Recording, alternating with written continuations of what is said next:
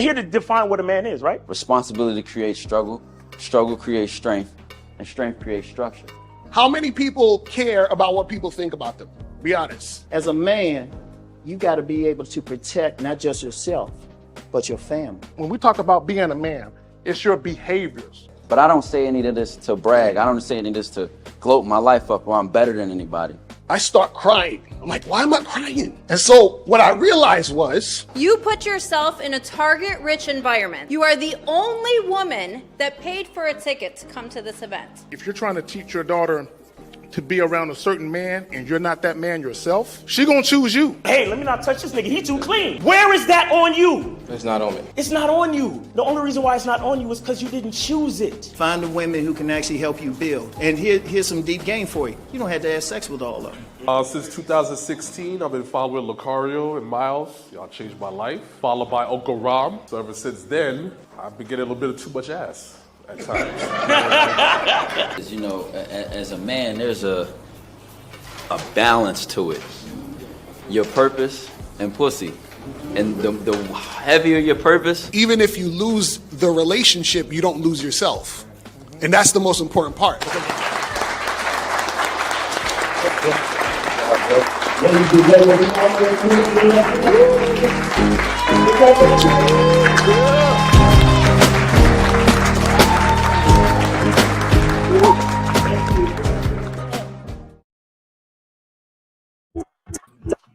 Yo, what's good? What's good? What up?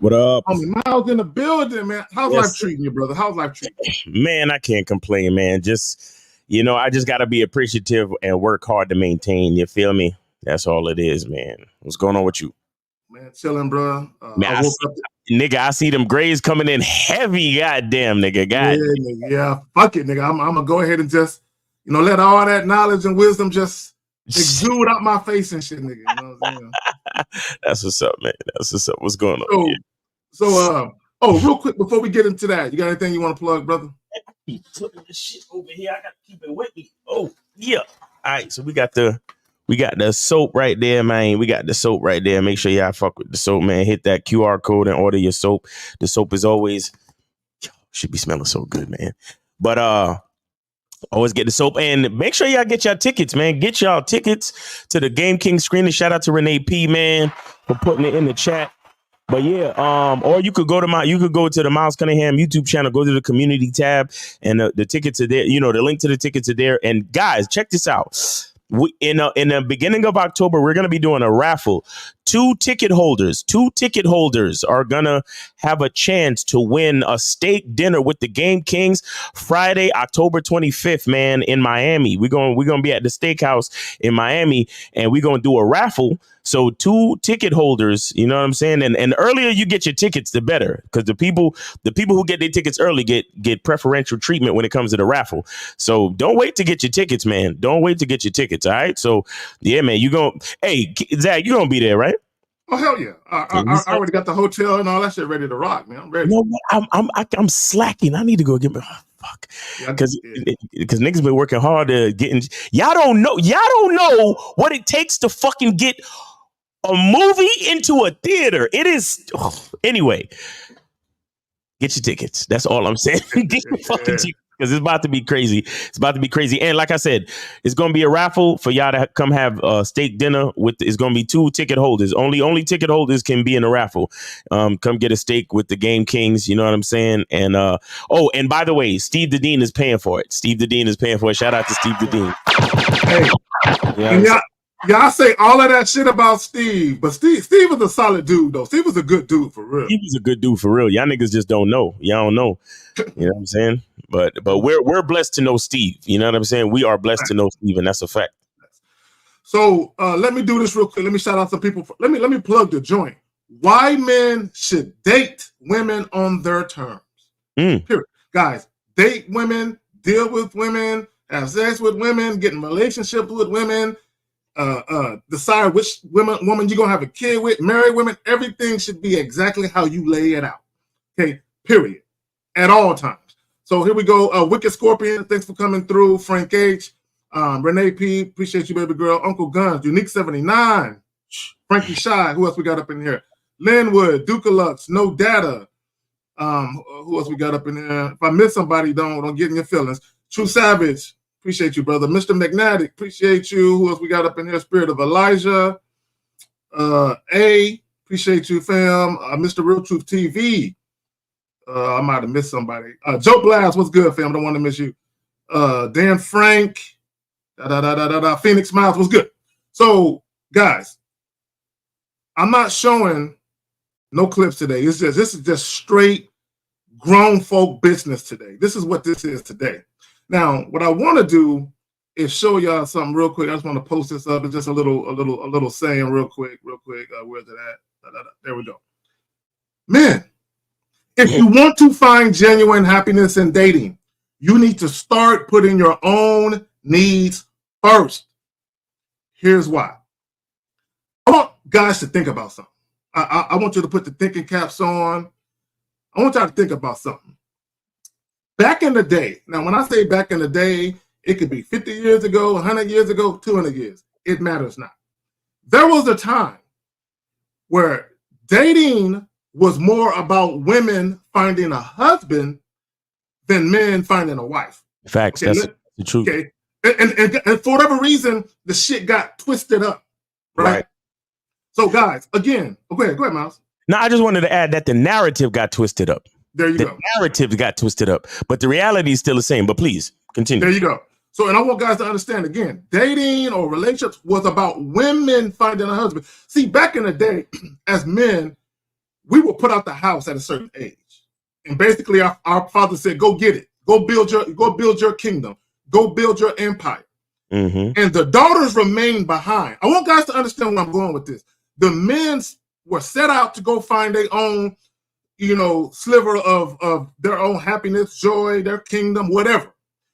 The daughters remained home until a husband came calling. Right. Until they found a man that was ready to basically say, I got her. This is why if you think about marriage, the father hands the daughter off to the husband. Like, she's your responsibility now, right? So like Miles said, the narrative got switched up where you guys are out here trying to show and prove for the woman. No, the woman was showing and proving for the motherfucking man. So that way he could come get her out her father's crib, right? Because believe it or not, women were ready to go. They're like, I'm tired of being over here. I need me a man to come get me, right? So again, like Miles said, the narrative got switched up. Now, dudes with game, masculine men, guys who know their own identity, it ain't never changed for us. It ain't never fucking changed. It ain't never. I'm just reiterating you, bro. Keep going. Okay. Real quick, are we good with the phone lines? Yeah, we good. Okay, so guys, we got the phone lines open a little earlier than normal. 919-647-9392. 919-647-9392. Don't take all day. I suggest you call in sooner rather than later.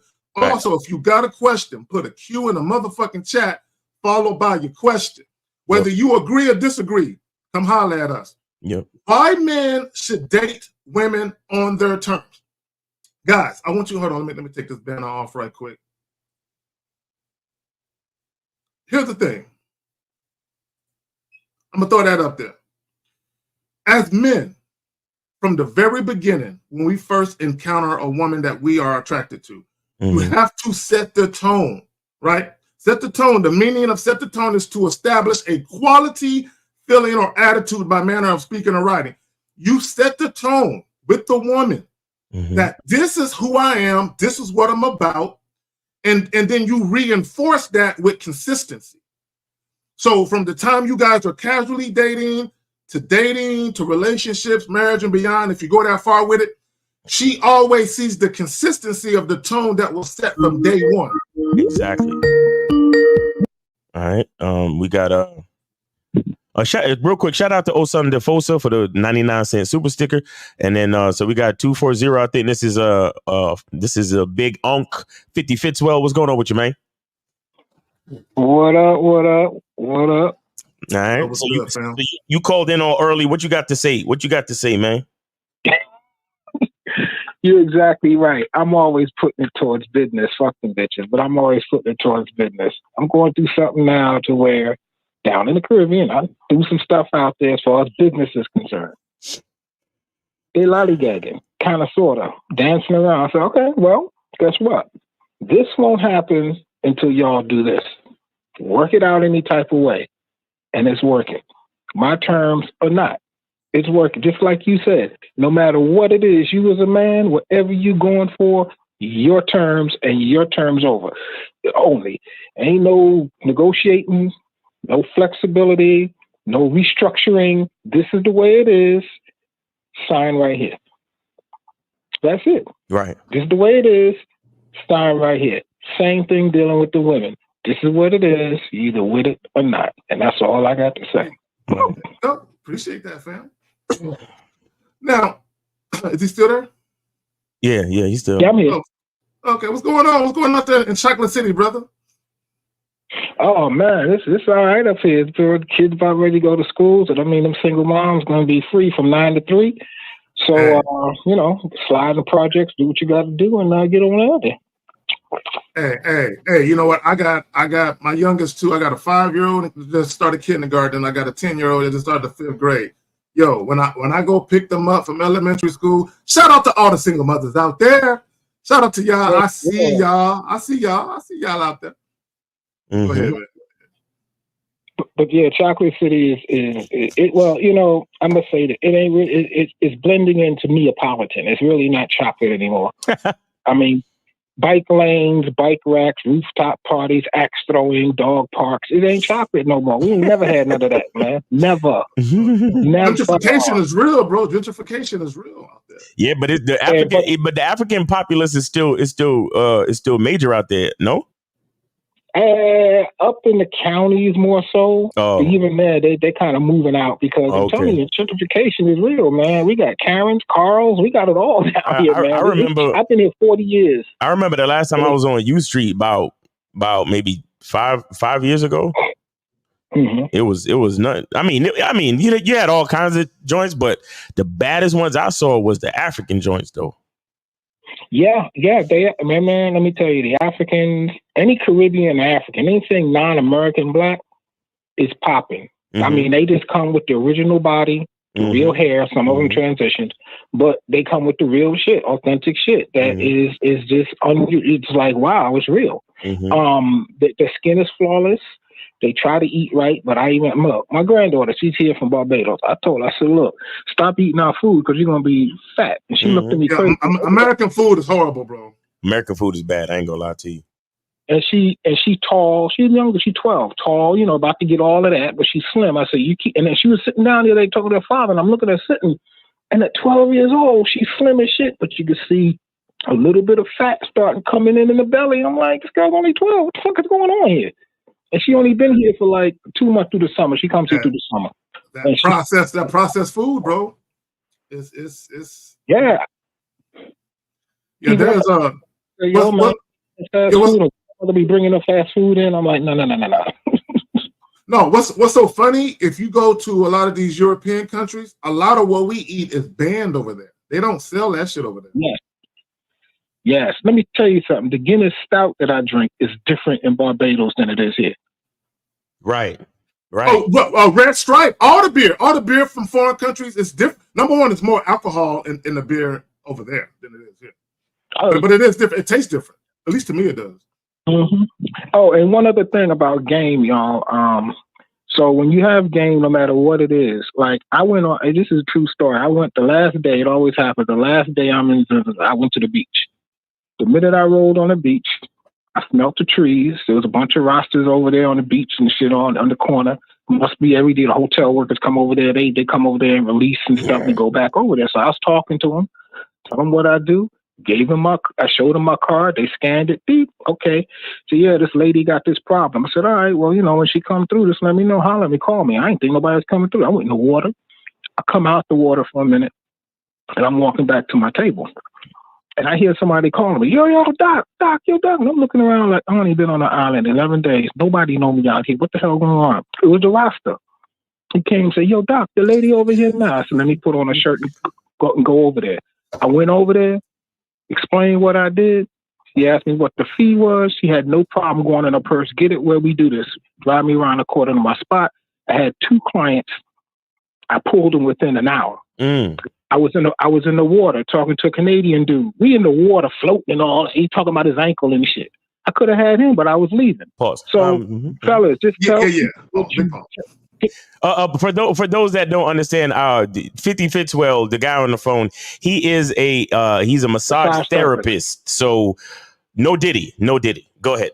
No Diddy. And the thing about it is too, for y'all American guys, these brothers and sisters down there don't care who it is. As long as you can do the work, do it. It ain't like the United States. They ain't got no qualm. Do it. And that's it. But the point I'm making is if I can go on the beach, it's for all massage therapists listening, because I know we got a couple listeners. If you go somewhere, tell them what you do, make that appointment. But you have to sell yourself. You have to be authentic. This is what I do.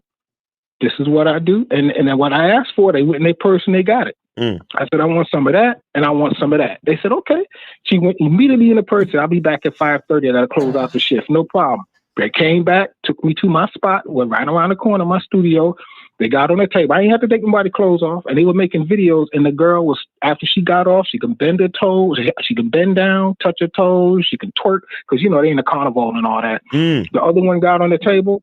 They had their clothes on. And I was working on the back, just stuff I do. Right. And she started crying. She released. So the work is this. So when I go back, I got a whole hotel workers, a clientele. I'm going back in November. I'm going back December for the music. I'm going back in December for the Reggae Music Festival. Anybody's in the area, come to the Hennessy Reggae Music Festival down in Barbados. December, come on down, and I'll see you. So I'm going back, and then I'm going back to get my residency, going back to put a deposit on the joint, and I'm moving, man. Hey, good for you, man. Good for you. And not only that, it's like all throughout the Caribbean, I started a campaign of what I do because it's not being done down there. So I'm starting a whole big campaign throughout all the islands. Hey, not to mention, sorry to cut you, but not to mention, you see, you got to understand that where you at is a vacation tourist destination. Yeah. And people love getting massages on vacation. Nigga, like that's the time that they're willing to spend that type of money.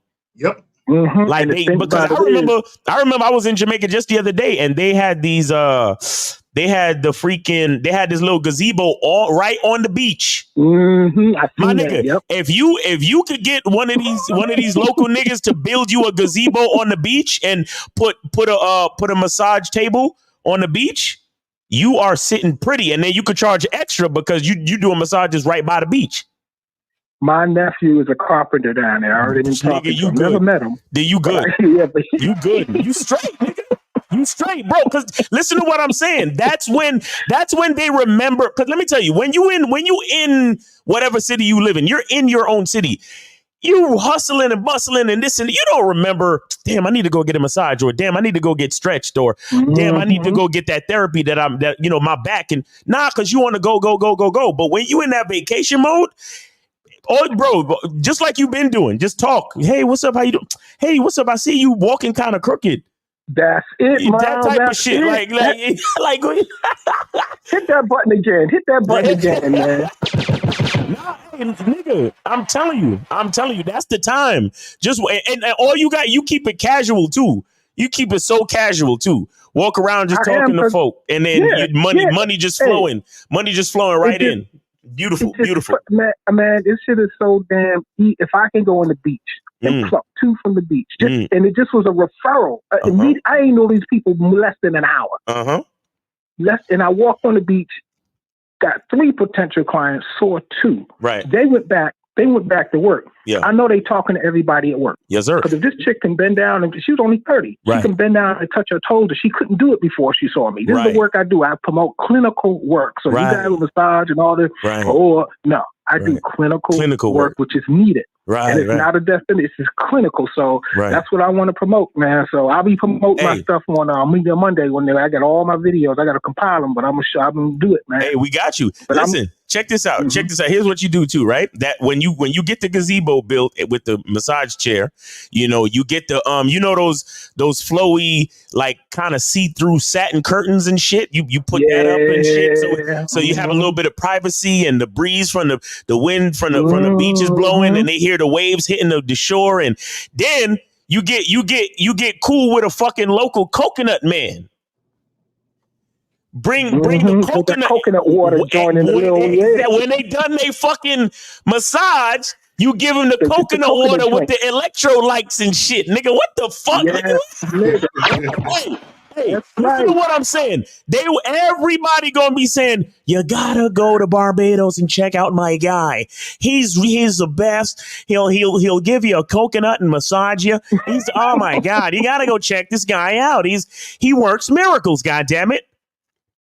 And see, and it ain't gotta, and it's the thing too, for you massage therapist, it doesn't always have to be an hour. If you're proficient, you could target the work, shoulder, back, neck. It can be 20 minutes, 15 minutes, how much you charge, whatever you want. Right. Because you're solving the problem. Nobody does work like this. Right. Nobody. I went, like I said, I taught a class down there over the weekend. Then I was down there, and the guy was like, "How do you feel?" "Oh man, I feel lovely." It was 2 minutes. I did something to his neck. 2 minutes. This dude was like, "Oh." Real quick, 55th. Well, we good on calls now. I want to make sure we ain't got nothing back. Yeah, we good on calls. Yeah, but nah, 50 man, I support it, man. Please, and highlight us Media Monday so we could promote your shit, because, man.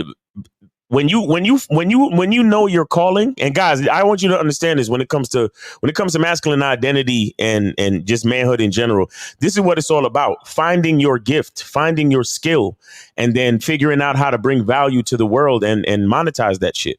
You see what I'm saying? This is what it's about. And you'll never work a day in your life. You understand? I didn't feel. Let me tell you, it's like when you go and do what you do. You're gonna get stones thrown at you. And all my career, I've been getting stones thrown at me. But once you take those stones and start building a tower, and you stay in that tower and keep building, the stones now won't be thrown at you; they're gonna be thrown up at you, and that's hard to throw a stone up. So keep some stones and keep building your tower. Real talk. This weekend I had some shit happen. I took them stones and built another level on my tower. There you go. That's it. There you go. Because then you can't touch me. Right. Hey, great call, Unc. We appreciate you, man. Keep doing your thing. Man. All right. Peace out, nephews, and good weekend. Sir. Talk to you tomorrow. Peace, fam. Peace. Yep. Again, guys, call-in line is open, 919-647-9392. Let me say this real quick. Duwan, bro, I'm not going to put any of your questions on the screen, and we're not going to answer any of them goofy shits. Look, we're grown fucking men. Don't be asking these elementary school, middle school ass questions. Wait, what? Right? Like, come on, bro. I'll be trying to be cool with some of you niggas, but some of these fucking questions y'all be asking, I want to slap the fuck out of you. Dog. We're men. Ask a grown adult question in this bitch. Right? And if you got multiple questions, bro, just call in. It's free, nigga. Call in if you really want some help. But with these goofy ass, elementary ass, virginal ass questions, nigga, you know what I'm saying? You a disruption. Nigga, call in or ask a grown man fucking question. God damn it. Okay, hold on, bro. Should be irritating me. All right, so Wynn says, do you believe in the saying, take what you can get? Hell no. I would love to date on my terms, but I haven't come across a woman who's willing to follow me on my terms. Bro, then you got to, guys, sometimes you might have to move around. Right? You might have to, if you're in a small city or town or parish or township or whatever the fuck you're at, you might have to move around. Right? Now, let me say this, and I'm glad you asked that, right? Because I want guys to understand something. When we talk about dealing with women on our terms, okay, we're coming from a place of being genuine, authentic men. Right? We're not coming from a place of being liars, being manipulators or deceivers, right? Or insecure men that are possessive or territorial over women. We're not coming from that place, because there are guys who are insecure, possessive guys, and they want to control women from the possessive of, they want to own a woman, right? Okay, we're not coming from it from that angle, right? So my thing is this, I'll just use myself as an example, right? I have a, let's get this off. No, go ahead. You have a, hold on one second. Hold on 1 second. I have a structured way that I live my life. I have a disciplined way that I live my life. Right. I enjoy my life. I have peace, tranquility, and happiness in my life. Right. So if a woman is going to come fuck with me, she needs to go with the flow of what I already built. She can't come in trying to interject her shit and be a disruption to my shit. Right? You guys, y'all be making accommodations for chicks. Y'all be capitulating and acquiescing to chicks. I ain't doing none of that. Facts. All right, caller 718-718. You're on live with the Manhood is a Skill Set Show. We got K Zach and Miles. Name, age, city. How can we help you? Okay. After all that. Duan, bro, if you can't see what's wrong with your bro, call in. Because I sat there and watched you when Miles and Lucario did the show yesterday. I saw all them corny ass questions you was asking, Negro. And I'm saying, come on, bro, we grown men. Nigga, call in. All right, so we got 718. 718. Is that did you hang up just now or what? What's up? All right, it's Marcus, 24, New York. Okay. Marcus, go ahead.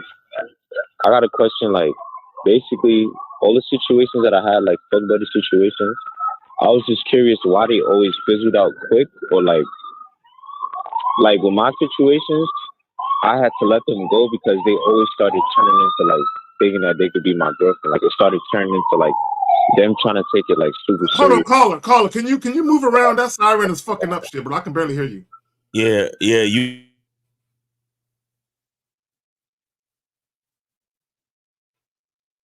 All right, my nigga, like it's not good. It's good now? Okay, all right, cool. It's good now? Yeah, go ahead. Right. So can you repeat what you said from the beginning, fam? I was saying the fuck buddy situations that I had, I was just curious, like every situation that I had, it either fizzled out quick or like the girl started getting a little bit like too comfortable because she thought she was my girl, and then it like.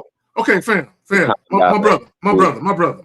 Okay, number one, before we get into what we're about to get into, I want to say this. We need you to be truthful about what you're doing, right? Because if you're just having sex with women, nothing else, okay, you just digging them out and sending them home, right? You ain't talking on the phone, you ain't texting about nothing but sexual rendezvous, right? You ain't spending the night, you ain't taking no showers with them. What would give a woman the impression that she could be your girl if you just doing that? What are you doing with these females, bro? I don't know, bro. I should just. No, bro. Listen to the question. My brother, listen to the question. Outside of you having sex with these women, what else are you doing when they are around you in your physical presence? What else are you doing with them? I mean, one thing that I thought I was doing, like maybe they was staying over too long, probably like an hour. But doing what? I don't really. Did they ever spend the night? Nah. Did you ever watch TV? Nah. I had a shorty that I used to just go to her crib and I used to just pull up, and then she started like getting like, so I had to like let her go, bro. So how many times do you talk to them on the phone? I ain't talk to them. I would just text them. I'll be like, yo, just pull up, or they'll text me and they'll be like, can I come today? And I'll be like, all right. Bro, okay, bro. You know what, bro? Look, we got to be honest. So when you were texting or talking to these women, you never talked about their day. You never talked about where you was from. None of that. Yeah, nah. It don't make sense, bro. Either that or your dick game whack. Yeah, there you go. I was thinking maybe I seen them too much during the week, like maybe too much. How many times? Like maybe 3 times. Oh yeah, that's bro. That's girlfriend shit, fam. Guys, we did real quick. My bad, Miles. Real quick. Miles and myself, and I believe Jay Roman was there. We did a live stream, the Manhood is a Skill Set Show, and we talked about how women will use sex to get into relationships.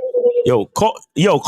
I'm about to hang up, bro. Where the fuck you at, man? We can't be running the show with too much. We can't be running the show with all the shit in the background, bro. We just can't.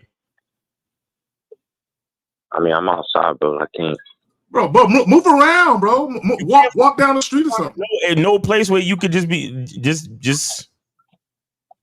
I mean, here in New York. New York is a crowded fucking place. Yeah, man. Like, bro, you can't go outside. You can't go inside the house and go in the bathroom and close the door. No, put your shit on mute when you're not talking. Yeah, put your shit on mute when you're not asking a question or talking. Yep. Okay. So let me say this, caller. Okay, and I want guys to understand something. Women understand that a lot of guys they want to have sex constantly. So if you're dealing with a woman 3 or 4 times a week and she's having sex with you, she's going to think you don't have anything going on but her, right? That's 3 or 4 days a week is a lot of time to spend with a woman that ain't your girl. So a lot of times, if you think about a lot of these relationships y'all get into, like after a month or 2 or 3, a lot of it is built on sex, where you're having a lot of sex. So a lot of times, women are not dumb. Women are very adept at like, okay, I want to be with him. So I don't mind him wanting to have sex with me, right? So I'm going to basically allow him to get up in this, but as long as I'm seeing him multiple days a week, I'm getting closer to what I want. And that's a relationship. You got to understand, part of a relationship is the amount of the frequency that you see each other. So what's happening is, because you are allowing women, this is why, let me just say this real quick, call, and then you can respond. This is why when women call you up and they tell you they want to come over, that they want to have sex, you got to tell them no sometimes. Nah, baby girl, not today. Like, you know what I'm saying? You should not be having sex 2-3 days in a row. You know what I'm saying? With a chick you just fucking met, bro. Yeah, I got it. Yeah, caller, go ahead. Go ahead and respond. All right, so I have a question. Like, so when I first tell a girl that I want to have sex or whatever, how can I tell the difference? Like, if she's just doing it to try to get close to me, or is she just doing it? Like you said, No. What does it matter what the fuck she want?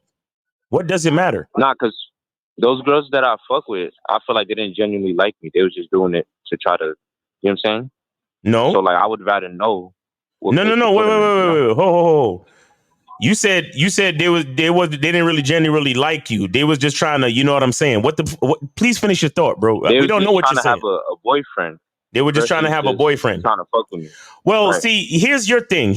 We already established that you saw them too many times a week. So they called you up and said you hit them up and was like, yo, what's up? Blah, blah, blah. And when they asked you if they could come through, you always said yes. When you're supposed to stretch it out. You're supposed to say no once a week, 3 times a month, twice a month, depending on the chick. You see what I'm saying? That's your fault. So you didn't construct the consistencies correctly from the beginning. So that's your fault. So anything else beyond that, we can't really answer because you already fucked up. Yeah, and let me say this, guys. Okay, and I get it. When you're young, you don't think this way, right? But what happens is, a lot of you guys, you get into your ego, meaning because she's always calling you up and wanted to see you, and she's down to have sex multiple times a week, you be popping your collar, yeah, she wants this thing. And bro, sometimes you got to step away from your ego and say, let me not focus on the frequency that she wants it. Let me be practical with what I'm doing. Let me keep it to, like Miles said, 2 or 3 times a month, maybe once a week, once every 6 or 7 days, and that's it, right? Because you got to understand, women are always going to pay attention to your actions. So even if you have a woman come over, for instance, call her, like you said, she might come over for half an hour. But if you're having sex for 20 minutes of that half an hour, what are you doing the other hour and 10 minutes? Talking, right? So, and a lot of you guys, y'all like to do multiple. Now, what I'm saying, caller, y'all like to do, round 2, round 3, round 4. But in between those rounds, y'all are laying in bed talking. You're laying in bed talking, which, no, you don't do that. You feel me? Caller, you got it. All right, so I got to just work on being more strict, like just more strict about how I start the situation. That's pretty much it. Because I didn't know that those things was like something that they would take serious. I learned after the fact. Okay, caller. Okay, cool. Yeah. Caller, listen. Okay, I'm glad you said that, and I won't argue. And I've been saying this for the longest. Women, all women, bro. It ain't some. All women covet non-sexual intimacy, non-sexual attention, non-sexual. All women want that. Right? If you think about a relationship, what makes a relationship go is the non-sexual part of it. The non-sexual. I'm not saying that sex isn't important, but when you're in a relationship, you spend more time out of the bedroom than you do in it. So the non-sexual energy, passion, intimacy, that's important to women. So because you understand this, you got to make sure you don't introduce that in the beginning. And you got to make sure that, number one, you pay attention to when you introduce it, and you pay attention to the frequency of you introducing it based on where you're at with the woman. You cannot allow what a woman wants to dictate when you introduce it. That's facts. So I got a question. So even if you say, like, tell them in the beginning, do you feel like they still gonna try you just in case? Like, do you feel like doesn't matter. It doesn't matter, bro. What are you? All right, answer me this question and be honest. Are you afraid of women? Nah. Okay, so why? No. If you're not afraid of women, then why are you asking us if she gonna try you? What does it fucking matter if she gonna try you if you gonna set her straight anyway? That is what I do, but I just because nigga, no. Like, check this out. Check this out. You got a job? No. Excuse me? No. Have you ever had a job? Yes. Okay. You think your boss is scared of you if you start coming in late? You think your boss is scared if you might try him and come in late? Nah, he's not. What do you think he gonna do? You keep coming in late. He's just gonna do what he has to do. What is he gonna do? What is he gonna do? He's gonna fire me. Exactly. So you a boss, right? When you fucking with your bitches, you a boss, correct? Mm-hmm. So why do you ask a question like that? Well, you think she gonna try me? Not because it was a couple girls that it was like back to back. Like it wasn't only one girl that was trying. Like it was other girls that I was fucking with. Okay. One in, out the fucking. But caller. The reason why they're trying. Let me ask you a question. I want the women. Listen, brother. My brother. Listen for a second. Let me ask you a question. So the women that tried you, how many times did you have the same conversation with these same women about what they wanted? Nah. What happened was they was getting like too comfortable, and I demoted them. So like I kind of cut the time down. Wait, bro. The only time you can demote a chick is if you're dating her and you work her back down to fuck buddy. There is nothing below fuck buddy besides cutting her off and not dealing with her. What do you mean demote? What were they to you before you demoted them? What do you mean by that? I saw that it was like getting too like things. So when that happened, I'm like, I'm just doing one day. I'm not going because I remember I was watching it. So like that's when I knew like, oh, I fucked up. So then I try to like keep it strict, you know. But then sometimes when you do that, it's already too late. But that's like that's what I mean by demo, where it's like. Now stop right there. Because I want guys that's listening to understand. Guys, when you introduce certain things to women, when you introduce them spending time with you non-sexually, talking on the phone all goddamn day, texting all goddamn day, right? Okay, even though you might be having sex 3 or 4 days a week, you're still spending time with them 3 or 4 days a week. When you introduce that and then you try to take shit away, you're gonna get drama. Caller, ain't that what happened? You started taking shit away and the women came at you about that? Yeah, for sure. Exactly. Because what it is, you got them used to a certain level of something. And then I want guys to understand something. When you start introducing new things or more and more things, okay, women can become more and more attracted to that. So when you take shit away, you're changing the fucking dynamic of what they became attracted to. So they're gonna have a problem with it. But go ahead, family. All right, caller. We got some more calls in there, and we answered a bunch of your questions, bro. And you ain't give us nothing. So if you want, you could send something to the Cash App or you know whatever. Thanks for calling in. All right. Oh fuck! I think I fucked up. I canceled all the calls. Yo, 562 call back. 562 call back. My bad. 562. If you can hear my voice, call back. I made a mistake and disconnected all the calls. Let me say this to Crystal Player. No, the title is right. It's just the way that you're interpreting the title. The title is absolutely right. You know what I'm saying? It's just your interpretation of it, my brother. All right. Yeah, 562. Thanks for calling back. You're on live with K Zaggin and Miles. Name, age, city. How can we help you? 562. Go ahead. Jacob, 20 from Long Beach. I didn't have a question, but I was going to share an experience I had with this one girl I was dealing with, and basically how I fucked it up because I ended up following her lead in the beginning, and I disregarded what y'all had said before. So basically, what happened was I texted her on a dating app, and we matched on a dating app, right? And she texted me on IG, and I was like, when I saw it, I was like, I know I shouldn't do it, but I just did it anyway. So I texted her, and then I was like, hey, what's up? And she said, hey.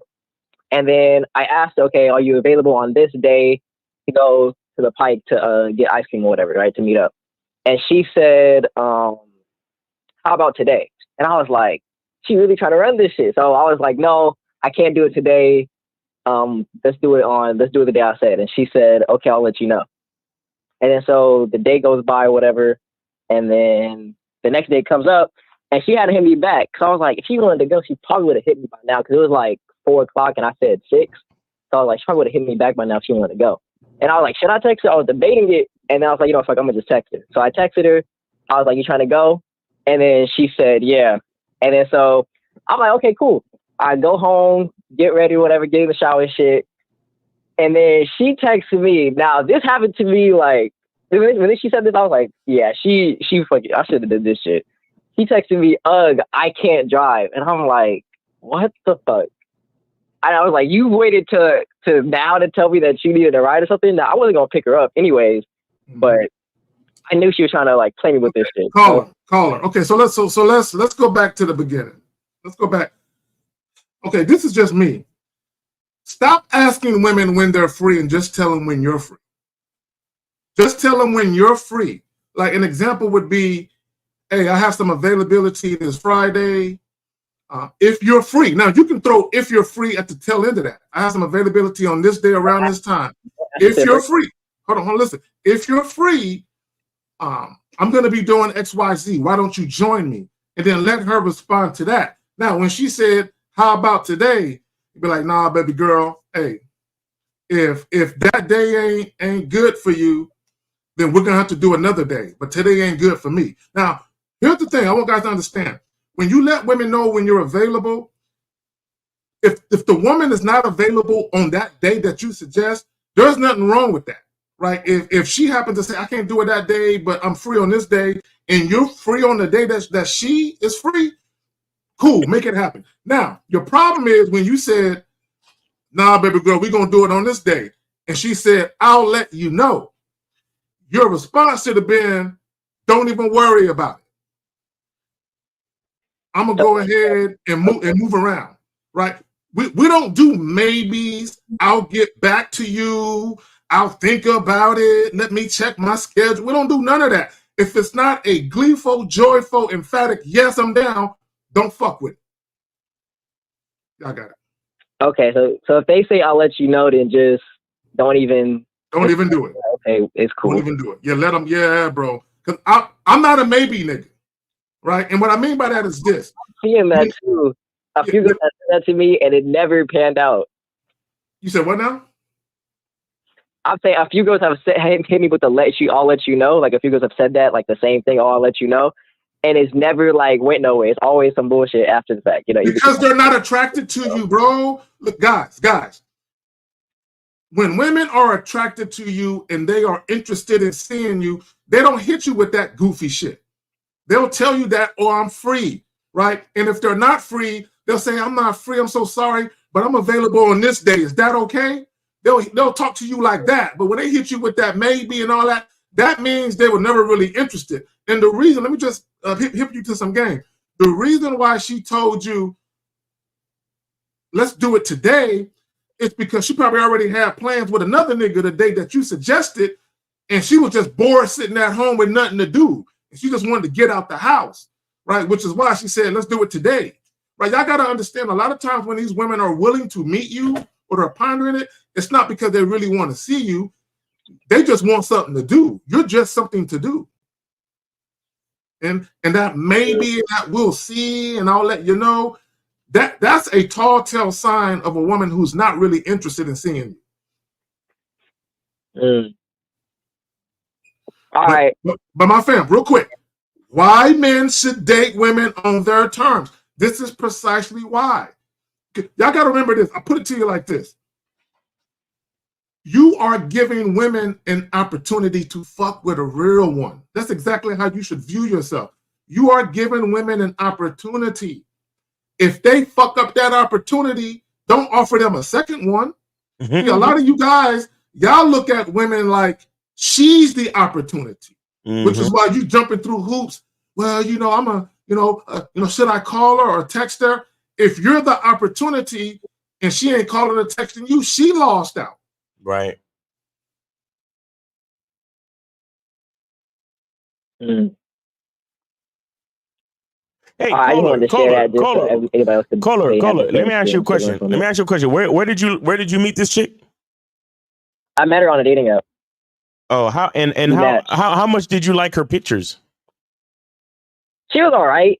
She was like a 7. Wow. So you just one of them cats that just let bitches just play all up in your face, huh? Like you let all right bitches just play around with your time and shit, right? And they spend time rent free in your mind, huh? Yeah, they did. Because I would have at least much rather you said, yo, she was bad, but you said she alright.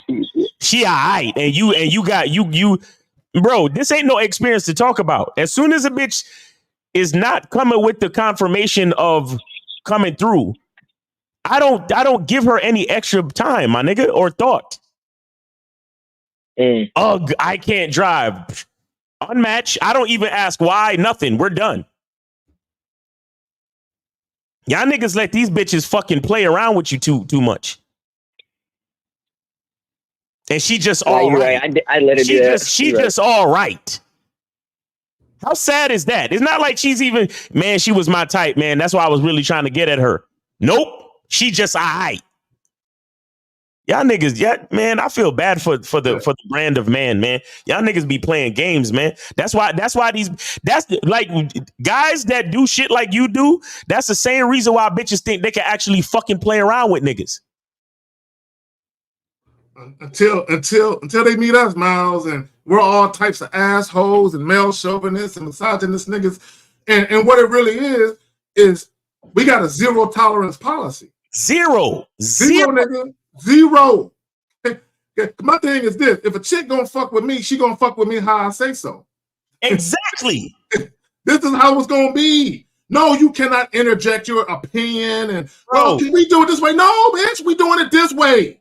Bro, a bitch went to the bathroom and came back, and I charged it to the game.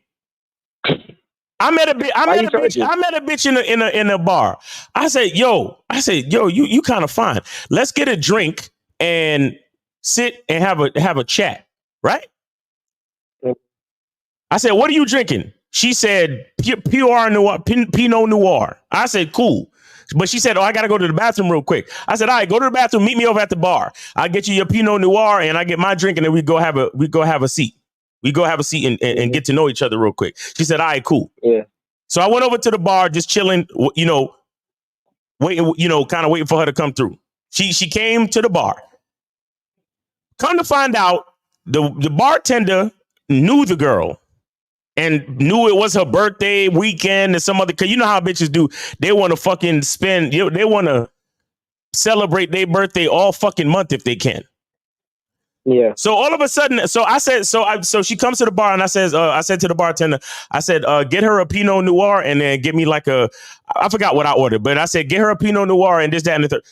All of a sudden, she starts talking to the girl and they start like going back and forth. Next thing I know, she's like, girl, it's your birthday. You should get this and you should order this and I'm going to make you this. As if my order was null and void. And at this point, they stopped talking to me. Like the fucking bartender was just talking to the girl. And I said, excuse me, what happened to the Pinot Noir? And she was like, well, blah, blah, blah. It's her birthday. And da-da-da. I looked at the girl and I said, listen, I'm out of here. You have a good night. Just like that. Because the plan was a Pinot Noir, bitch. That was the plan. You automatically switching plans and you didn't ask me. Like, oh, would it be all right if I changed from a Pinot Noir to the drink that my homegirl is suggesting? No, the bitches are just talking back and forth like I don't exist, but I'm about to pay for the drink though. I ended the transaction, the interaction right there. Y'all niggas need to understand how to stop the fucking train on the track. The fuck are y'all doing letting a bitch play with you? I don't understand it. And then when I ask you, are you attracted to bitch? Oh, well, she aight. So you let her, see this chick that I'm talking about, she was my type. She was short, thick, short hair, and dark skin. Just like how I like. So imagine, I actually found her very attractive. And I shut the shit down immediately. And y'all niggas is letting bitch play with y'all. And y'all, well, she's just a 6. Y'all niggas are like, sometimes I feel like I could line all of y'all motherfuckers up and just keep punching y'all niggas in the fucking chest in a line. Y'all niggas make me sick sometime, bro. Learn how to cut the short shit short immediately. Forget about these bitches who are not doing shit on your terms. It's too many women out here for you to be wasting time thinking, Miles, why did she say that? Well, she wrote back maybe, and I'm not sure. What do you think I should do? Should I text her back? Because I'm not sure. Just stop it. Y'all niggas make me sick. And then you wonder why these bitches play with you. Because you allow it. And she, yo. I'm gonna have to clip that part. That was some passionate shit. See, right there, because y'all be like, "What he yelling?" Nigga, it's passion. Because, and to Miles's point, when we see this shit in you young men, we shake our head at y'all like, "Where's your daddy at, nigga? How come no one taught you better? You know, how come you don't respect yourself? How come you don't value yourself?" And to Miles's point, the way the young lady was acting, the unmitigated gall of you, bitch, the audacity of you, bitch. But here's the thing, though. You don't curse the chick out. You dip. You were like, all right, cool. Because here's the thing, guys. You have to stop pedestalizing women. Fuck you and your pussy. Keep your shit. Keep it. Come on, man. Because, bitch, if I can't even construct a plan of a Pinot Noir and the drink that I'm about to get so we can have a seat, if I can't even do that at the very beginning of our interaction, I don't want to see what could possibly become later on. I don't want to see it. Because if you're not following my fucking instructions now, then what are we going to be doing 3 months later? If I ask you, if I say, yo, let's meet at this thing, and you text me back maybe, or you talking about, well, I gotta go look at my schedule, and your ass actually go home and sit there and be like, well, I'm gonna wait for her to get back to me after she checks her schedule, bro. And Miles, you said, I don't want to deal with this shit because what's gonna happen later? Right here, David Cardenas, man, if you don't deal with women on your terms when you're dating, you won't be able to deal with her on your terms after you married. And this is what guys do. You're dealing with women.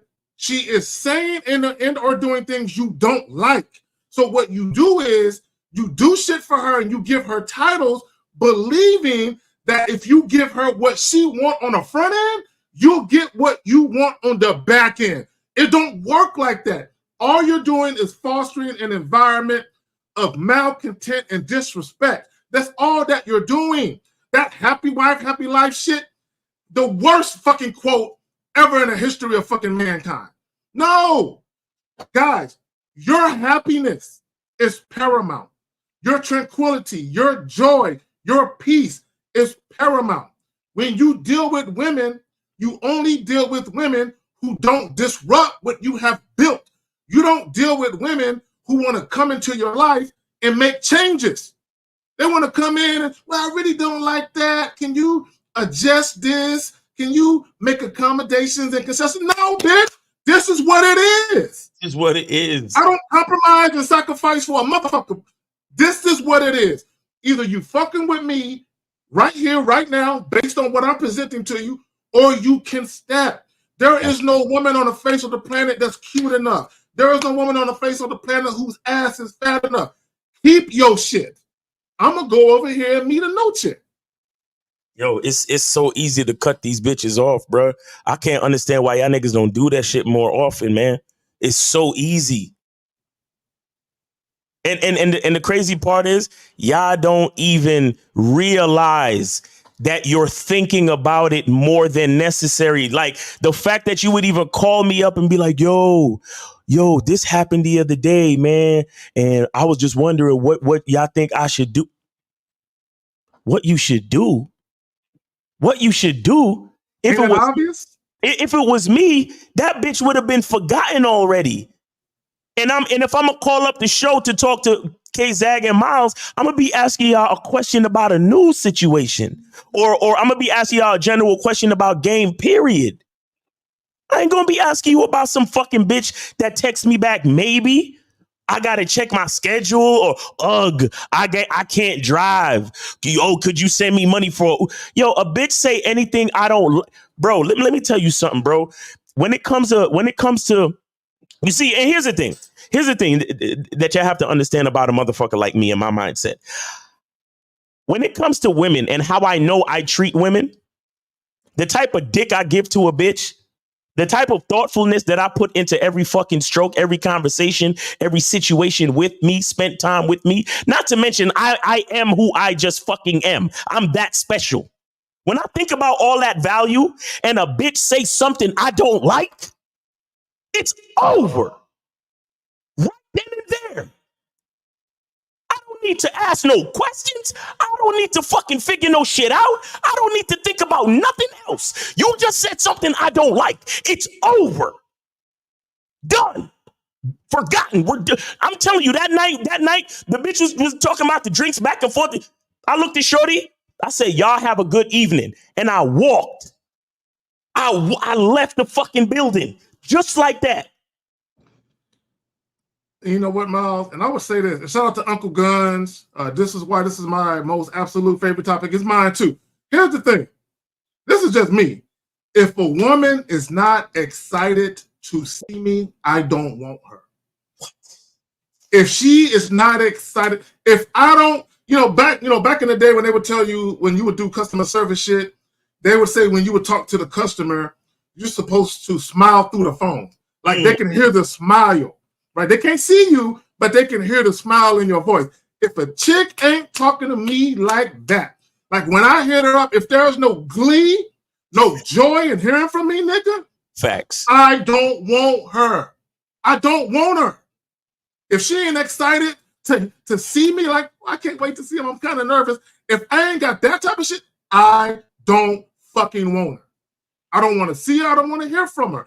And a lot of you guys, y'all need to have that type of mindset where you're like, I'm only fucking with bitches on my terms. I'm only going to fuck with them if they understand that they're going with the flow of what he got going on, not against the grain.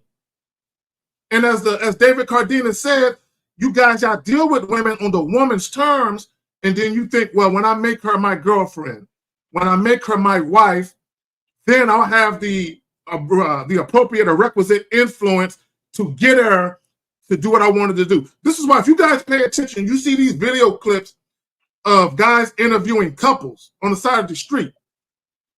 And the guy and woman are arguing about what she's wearing. So how do you feel about what she's wearing? Well, she know I don't like it. Yeah, he all right, though. He be all right. The reason why that is because he always had a problem with how Shorty was moving, right? So once you start dealing with women on a woman's terms, or once a woman is doing something that you really don't care for, but yet you deal with her and she know it, right? She knows she got you. Exactly. She knows she running you. K-Zagging. Yeah.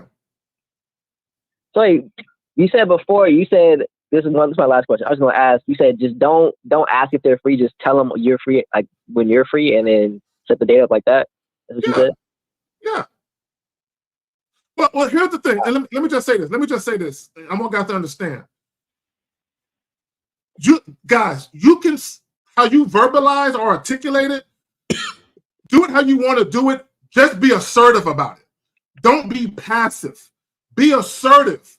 When it comes to speaking with women and how you conduct yourself, be assertive in what you do. Don't be passive. A lot of you guys, you might not think too much of it, but you use passive language. Facts. And whether it's a conscious or subconscious thought on a woman's part, it matters. Yep. Everything matters. Yep.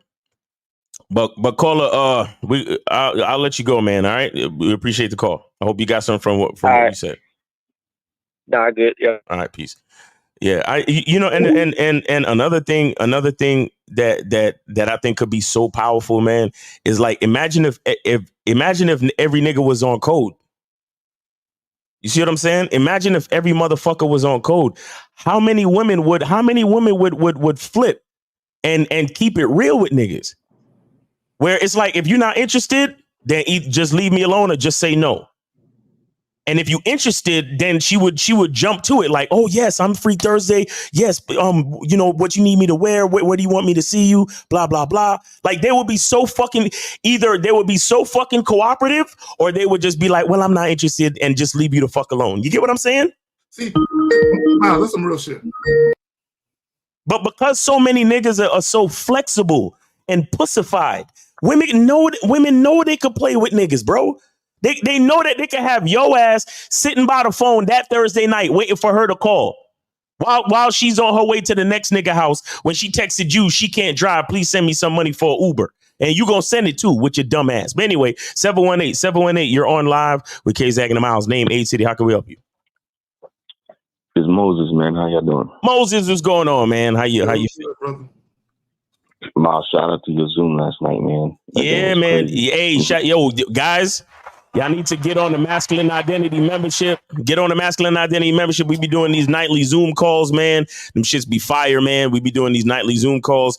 And, but it's only for members only, man. But all you got to do is join the membership for $1. I got about 6 days left. Six days left to join the membership, all right? But, yeah, go ahead, Moses. Yeah, man. I wasn't going to call in, but what you and K-Zag were just talking about with the other caller, I'm like, I have to call in. You understand? Like knowing me, I'm out here putting in work nonstop. Even though I'm gonna say this, like I have no chicks on my roster right now. You understand? Because they fall off. But that comes from I'm charging chicks to the game all the time. But the fact that I have the mindset to keep going and not really care, and keep putting in the work is. Something tells me that your identity is strong right there, because the fact that you don't have no chicks, even though when you get chicks, you charging them to the game, and you have the ability to be like, I don't care if I got 0 chicks on my roster. I'd rather deal with 0 chicks than to deal with chicks who's on some bullshit in the situation you had to go through. With what you just said to the caller, you understand? Now, the second thing I want to say is, like a chick like that, the reason why she be coming at dudes like this, like a lot of men like that, is because she's used to dealing with guys. She's used to getting away with things like that with other dudes. What's your thoughts on that? Do you agree? Yeah, that's what I just said. I said, imagine if every dude was on code, then chicks would not behave like that. They would not be on the maybes and giving niggas to run around and all that bullshit. They wouldn't do it. Because they would know that men don't behave that way. But because so many men fucking behave that way, they think they could play around with niggas. Yeah, so Moses, here's the reality. There are more bitch niggas than there are real niggas. Period. There's way more guys that will bend the knee, acquiesce, be flexible, do whatever the woman wants, be there at her behest, capitulate. There's more of those guys than there are of guys who will say, hey, baby girl, hey, this is what we doing. If you ain't with it, I ain't fucking with you. There's more of them than there are of us. It is what it is, right? But here's the thing. There's always going to be those type of guys that are necessary. The problem is there's too many of them, though. Okay? It's too many, right? It's always cool to have some, because it has to balance out the dating game. right? We need bitch niggas to balance out the dating game, meaning this. Because we have a structured way that we do things, we're not going to give women all this shit that they want up front. They got to work towards that. They got to earn that shit. So there are going to be instances where they want to be dated. They want to be taken out on romantic, extravagant dates. And maybe they don't want to wait to months or however long it take with this dude.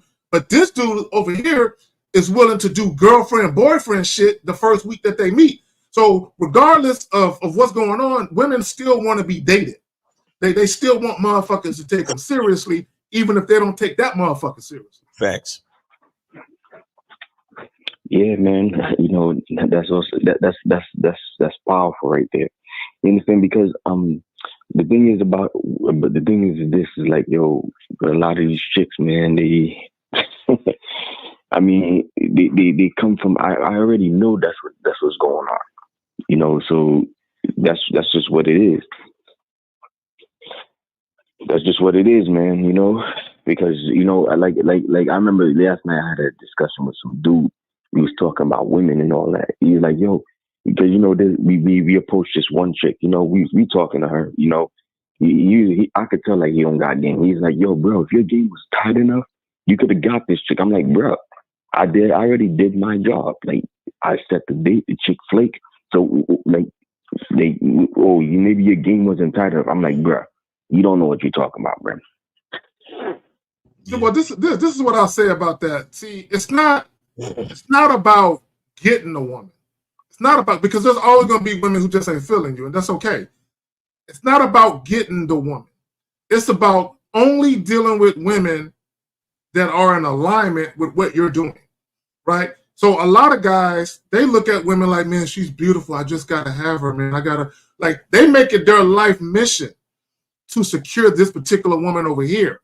You know what I'm saying? Because she's beautiful, sexy, whatever the fuck the case may be. And my thing is, I don't care enough about that to compromise myself. I'm not compromising my dignity, my integrity for no sex, bro.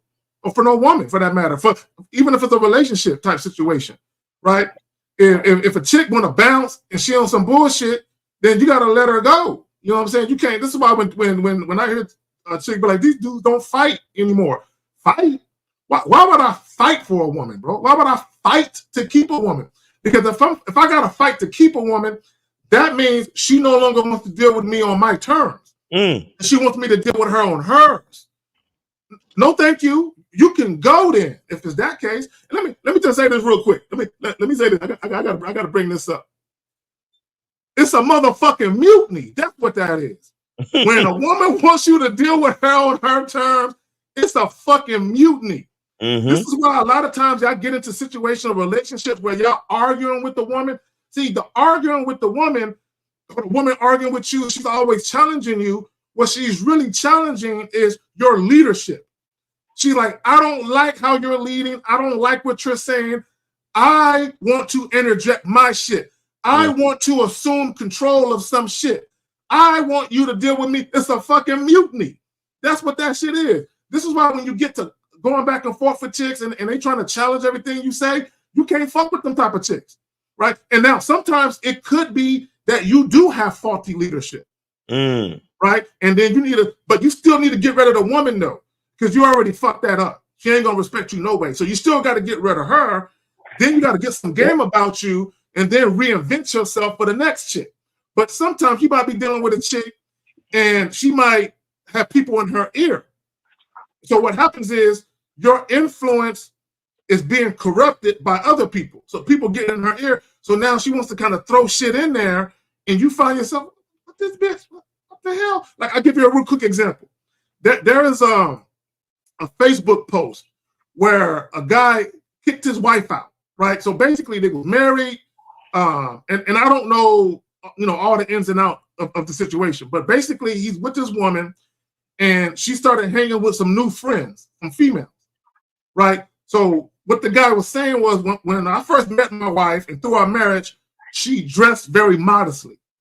But when she started hanging with these girls, and he had no problem with her hanging with these girls, they would go out every now and again, but then she started to change her style of dress to kind of match those girls. So she started trying to dress more provocatively than she ever did before. So he told his wife, I don't mind if you go out with those girls, but if you go out with that shit on, it's over. And she texted him, and she went out. She came back home. Her shit was in the front of the door. Locks was changed. Right? So that's basically her allowing the influence of other people infiltrate her relationship. So sometimes that happens where people will be around your girl, maybe family members, friends, coworkers, and they'll start to put shit in her ear. And now she's getting influence from outside. So now it's corrupted what you got going on.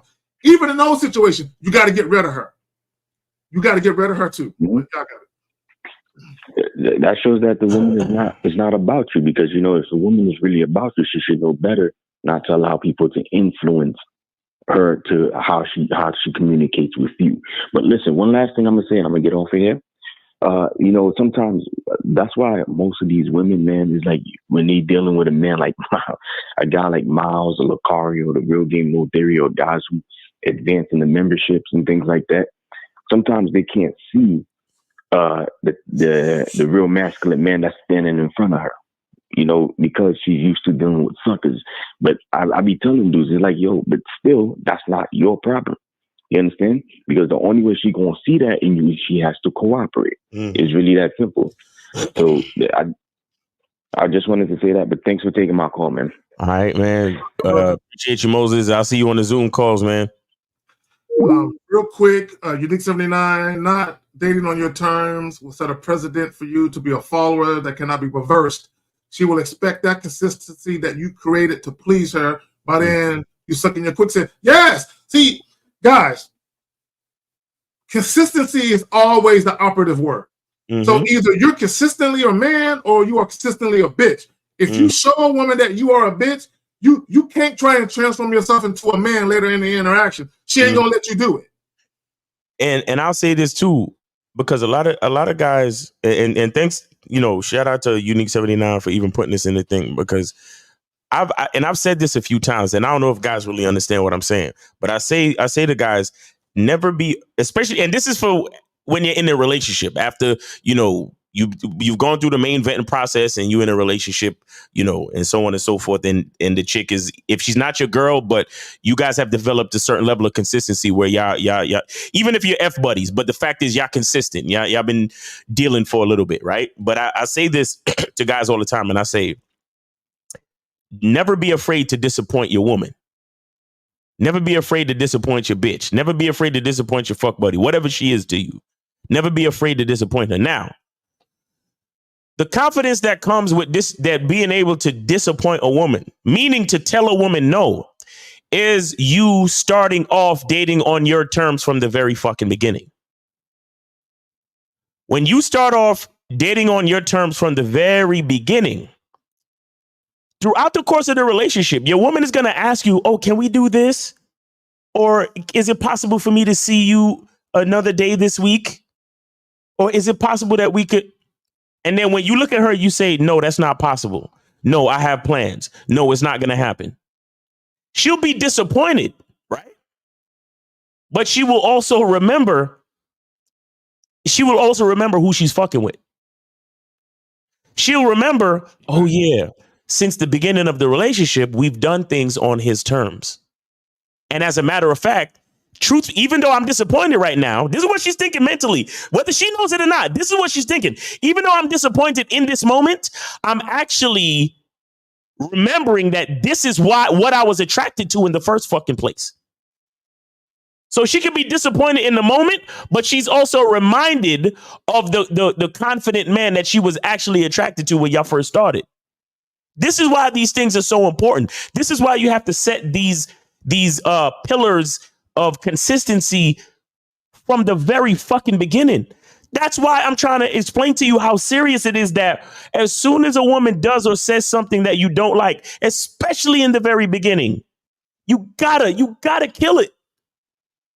You have to kill the situation because it ain't gonna get no better from there. It is not gonna get no better from there. Imagine, you first date, second date, and then a bitch call you up talking about, oh, could you cash at me a couple of dollars for gas? I'm like this. And like just like in The Price is Right, the contestant got to get off the stage to never to be seen again. And you know what, Miles? When women do shit like that, part of it is because they dealt with so many bitch ass niggas that have done it. Exactly. So they want to test you. So the mere fact that a woman is even testing you like that means she's not all that attracted to you, and she don't see the real value in you. Because if she saw the value, she would know not to do that shit. She would know if I even try and ask this man for any money or suggest he should spend money on me, he out of there. I'm not. So even if she thought it, if she actually had respect for the situation, she ain't gonna let that goofy shit come out of her mouth. Exactly. You know what I'm saying? For fear that she'll never get a chance to explore what she can have with you. You know what I'm saying? So I just want guys to understand that shit. I was gonna say something. I lost my motherfucking train of thought.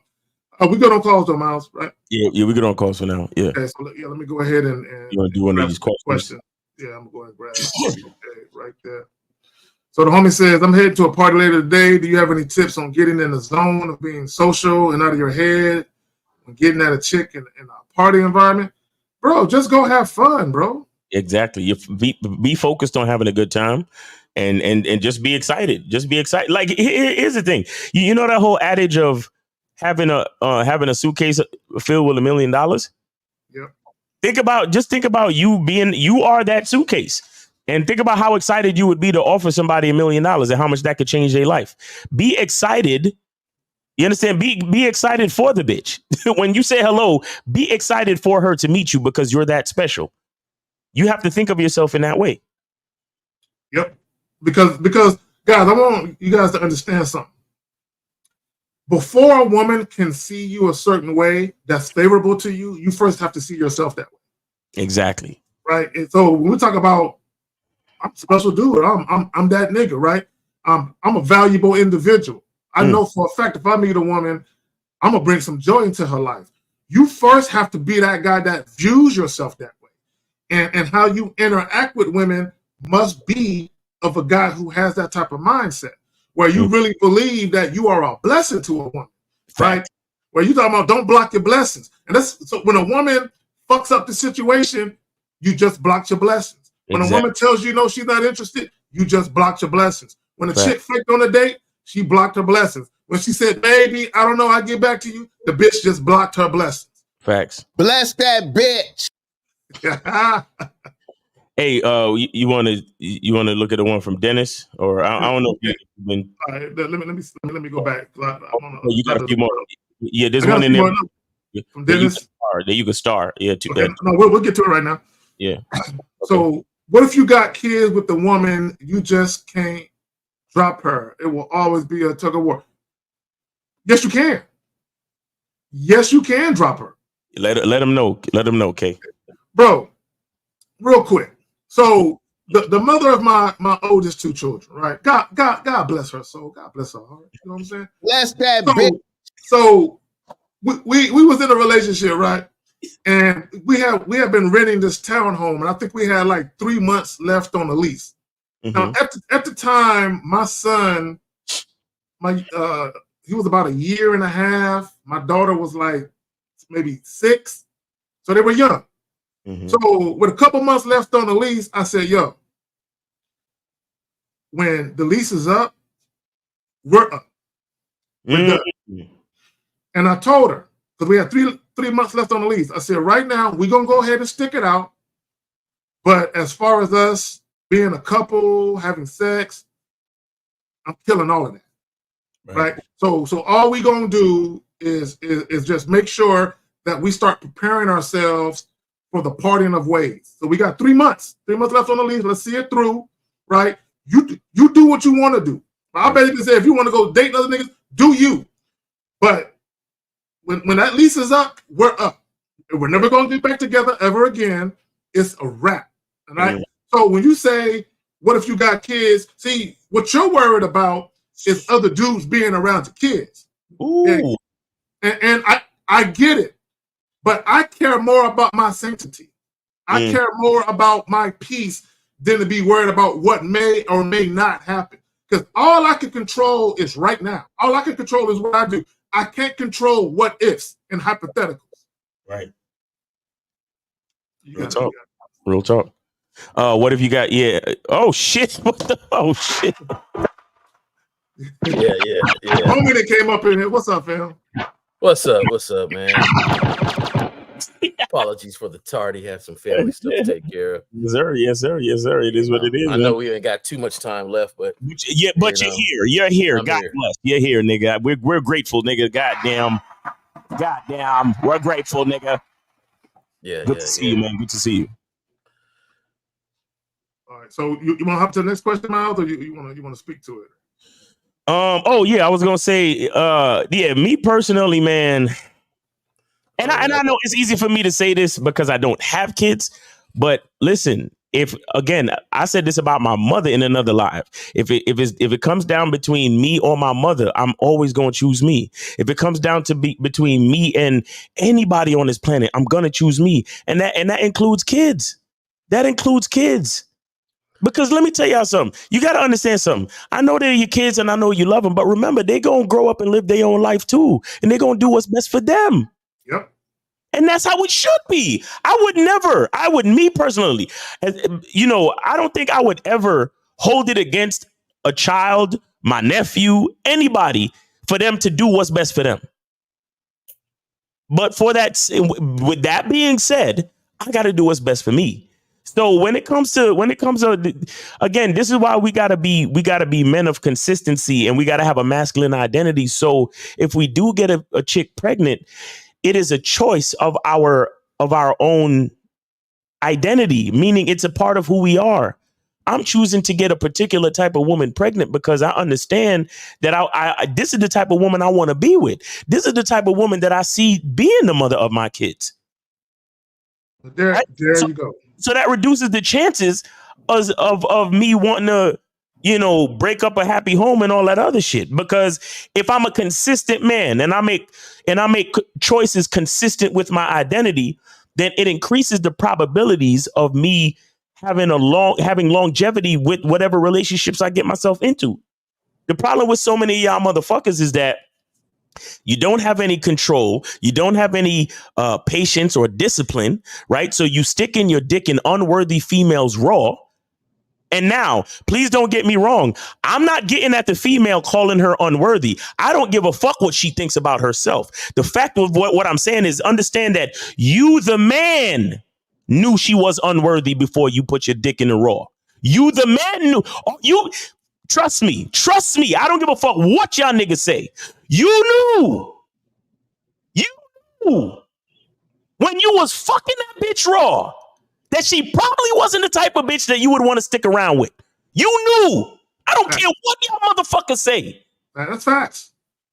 You understand me? So when you get up and, yo, my baby mother flipped on me, bro. Everything went left. You lying, nigga. You saw the red flags and you still fucked the raw because it felt good in the moment. Mm-hmm. That's not the decisions of a consistent man. That's not the decisions of a consistent man. The decisions of a consistent man says, I got to do what speaks to my identity. And I know this woman ain't worthy to be the mother of my kids. So she going to get condom dick all the fucking time, consistently. You see what I'm saying? So all that other shit, now you crying over spilt milk. Now the milk is spilt and I got to choose me. So, you know, for lack of a better word, fuck them damn kids. I'll see you when you 18. If your mother want to be a fucking bitter baby mama bitch, fuck them kids. I will see you when you're 18. And if you want to have a relationship with me then we could do that. If not, fuck you. You're just another human being. I'm sorry. Yeah. And I'm passing to you, Jerry Roman. Let me say this. Guys, you cannot be held hostage by a woman who has your kids. And it's not the woman holding you hostage. It's your own mind. It's you being worried about, oh, I don't want no other man bouncing my son off his lap. I don't want no other man teaching my daughter how to tie her shoe before I do. Okay, like Miles said, and it's the truth. A lot of times you guys already know, okay, when you ease up in a woman raw, you already know, I really don't want this chick to have my kids, right? But you ease up in it raw because you got a tender dick and it feels good. I get it. I understand. But You have to have the discipline to say, if I know I don't want this woman to conceive my child or my children, if I know I don't look at this woman as a potential wife, let me keep the joint on. Let me keep the condom on, but let me also make sure that I treat her like a woman that I'm just having a casual situation with, and let me not treat her like anything other than that. Facts. That's it. All right. I'm gonna tell y'all this. I must have came on the right time. This is my question right here. Okay. Fuck y'all for doing this. And then having some other kid or some other dude come in, or the coaches or the teachers got to deal with your kids from split homes. All I'm saying is Miles 100% right. You missed all the signs. You missed everything because you was too undisciplined, wrapped up in that gina, and now you got some kids. And then you want to leave to take the easy way out because now you done got your senses about yourself and you realize you in a situation that you came there because you got a woman that's disrespectful or whatever. Don't leave that situation. Fuck you. You stay in that situation and take the consequences of your actions. Okay? Be a man about it. Now you made this bed and now you want to take the easy way out and leave so then you can turn around and make another bed the same way because you never learned from your fucking mistakes. So this is what we're gonna do. This is the program I'm starting. Okay, this you are my guy. Okay, you asking this question. Nah, you're gonna stay with her. You're gonna stay with her and you're gonna raise those kids. Now, I'm gonna do my disclaimer. If it is a violent situation, if it's a situation where you guys are arguing way more louder and all this other stuff in front of the kids and stuff like that, that's something different. But if it's just not, you uncomfortable, you got these kids here, she don't follow your directions because you never really had any directions to begin with. So you got to change you before you leave. I want you to, when you leave, be the man that you should have been in the first place when she met you. Now, if she can't get with that man, then okay, let's make some decisions and go from there. But you was never the man to not leave to begin with in the first place. So let's be the man that you need to be prior to leaving this woman, so now she can see somebody different in you, so you can go from there. But stop making these kids and then bouncing out, and so the coaches got to deal with them, the teachers got to deal with them because they're coming from these split homes. You made the bed. Be a man about your responsibility. Stay there and try to correct things. I'm gonna come out with a program just for that. Real talk. Exactly. Because half these cats be taking the easy way out. Hold on, let me put this down right there. Hold on. Cool. So hey, Jay Roman came in there with the heat. You know what I'm saying? I let you dudes know. I just find it funny, right? I'm gonna piggyback on what you just said, Jay Roman, because I see a lot of guys making videos about single mothers. Talk about them dudes. Talk about them dudes that ran up in there raw, shot the club up, skeet all up in it. And then they just dip. You know what I'm saying? Talk about those. See, there's always a cause and effect. There's always a cause and effect for something. This can't happen unless that happened first. A woman cannot be a single mother unless a dude impregnated her and left. You know what I'm saying? That dynamic doesn't exist without a man being there. You know what I'm saying? So at some point, a dude was around. He ran up in it raw because he liked the way it felt. And then he skeet and bounced, right? So, and my thing is, and guys, I understand that times get difficult, people don't get along, but my thing is this.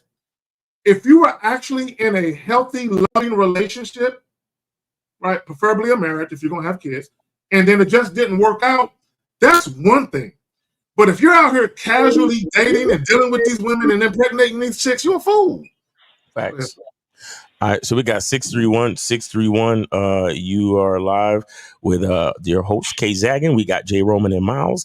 Name, age, city. How can we help you? Dylan the Islander, 31, San Diego. All right, what's up, Dylan? How you going? Hey, Miles. First and foremost, Miles, this is the first time I'm on the phone with you, so pleasure to finally make your acquaintance. Yes, sir. You too. Also, now that I think about it, that's the same for Jay Roman. K-Zag, and I've been on the phone with you before, but Jay Roman has gone. All right. All right, so I have two questions I'd like to ask, and I'm particularly interested in Miles, what he's going to say, but I also want to hear. I'd love to hear from K Zagan and J Roman as well, of course. So let me start with the first one.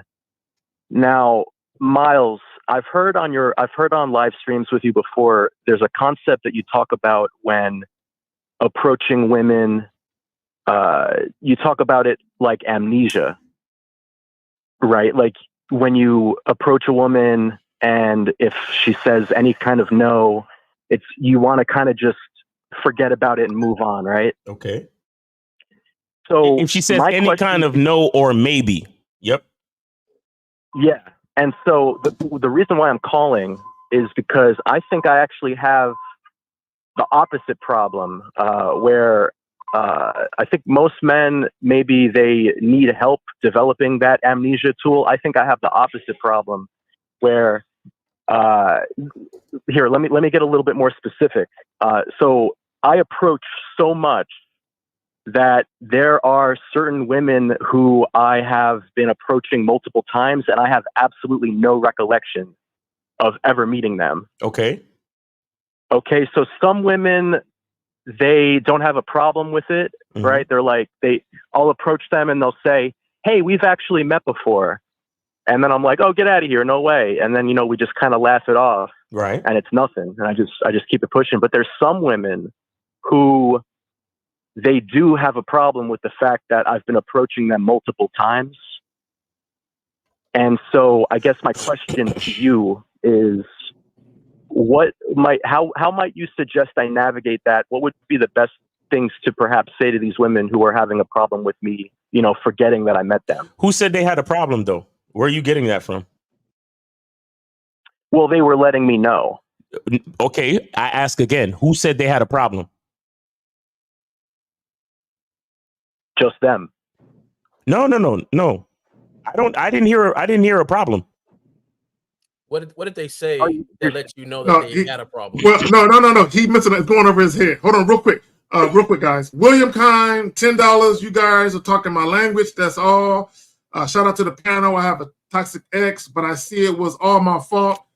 Thanks to you guys and everyone in the Real Game No Theory panel. Real quick, J. Roman. Guys, anytime an interaction with a woman, especially a relationship, goes to shit, it's always your fault. Always. Go ahead, fam. Yeah, I'm still trying to figure out where the problem is, caller. Okay, so Miles, are you asking me, do I have a problem with them responding to me that way? Is that what you're trying to get at? I'm just asking, where is the problem? I still haven't seen a problem.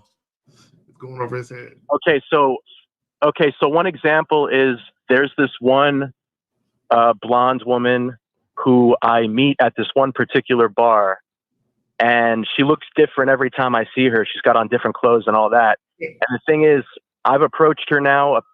At least she told me I've approached her like 4 times. Okay. And she said to me, if you approach me again, I'm going to get you kicked out of this club.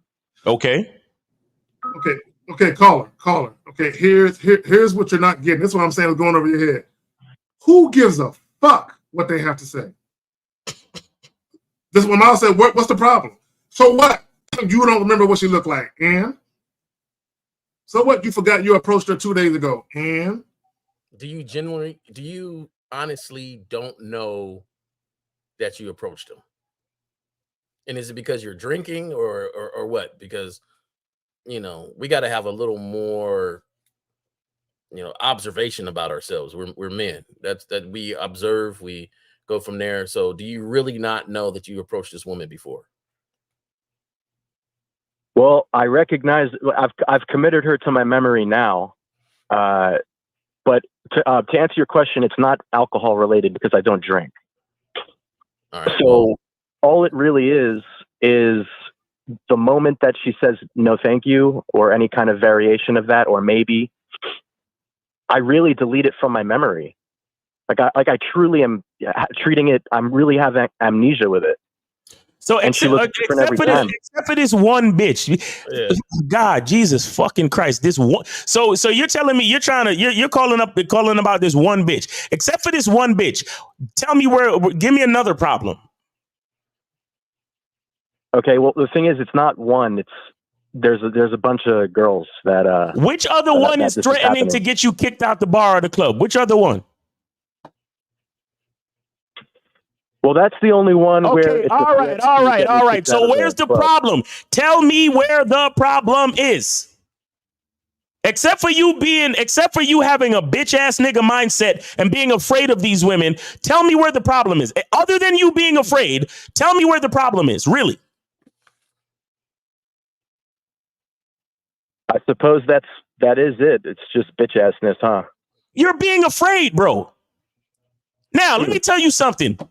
If you was truly confident and you loved yourself and you had a better experience dealing with women, you know what you would have said to that bitch in the club? You would have been like, girl, you know, you look like a different woman every time. And it's just that I really like your look, but you know how to switch it up so lovely. Did you know that every time I holler at you, you look different every single time and turned it into a complimentary situation?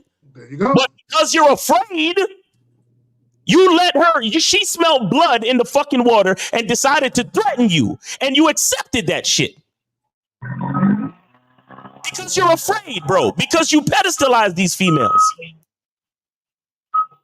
You know, I love guys like you because guys like you think you're smart as fuck because you're like, Miles, you know, I heard you say amnesia, but the thing is I'm having the total opposite problem. So what do you do when it's the total opposite of what you said, Miles? Because she's threatening to get me kicked out of the club. No, motherfucker, you're just being a pussy.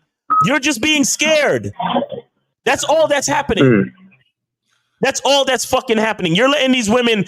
But imagine a bitch threaten me because I fucking approached her, and she knows she be wearing. Let me ask you a question, my brother. Do you like women? Do you like women who switch up their look all the time, or do you like naturally beautiful women? Which one do you like? I like naturally beautiful women. Why have you approached this fucking fake ass bitch so many fucking times? You see how you're making decisions that are against your masculine identity? Do you see that? This is why you're fucked. It has nothing to do with the woman and how she switches up her style and maybe there's a low population of women in your area. No, it's about you not making decisions based on your fucking masculine identity. That's what's really going on. You keep approaching the same fucking fake ass bitch with different wigs and makeup when you just said yourself you like naturally beautiful women. Why not go to places where there's naturally beautiful women? Miles, I appreciate the punch in the chest. That's why I called. Hey, none of you can lie to me. None of you can take anything I've said and flip it around to try to confuse me or prove me wrong. All of you need to look inside yourselves and make real fucking decisions based on your masculine identity. That's all.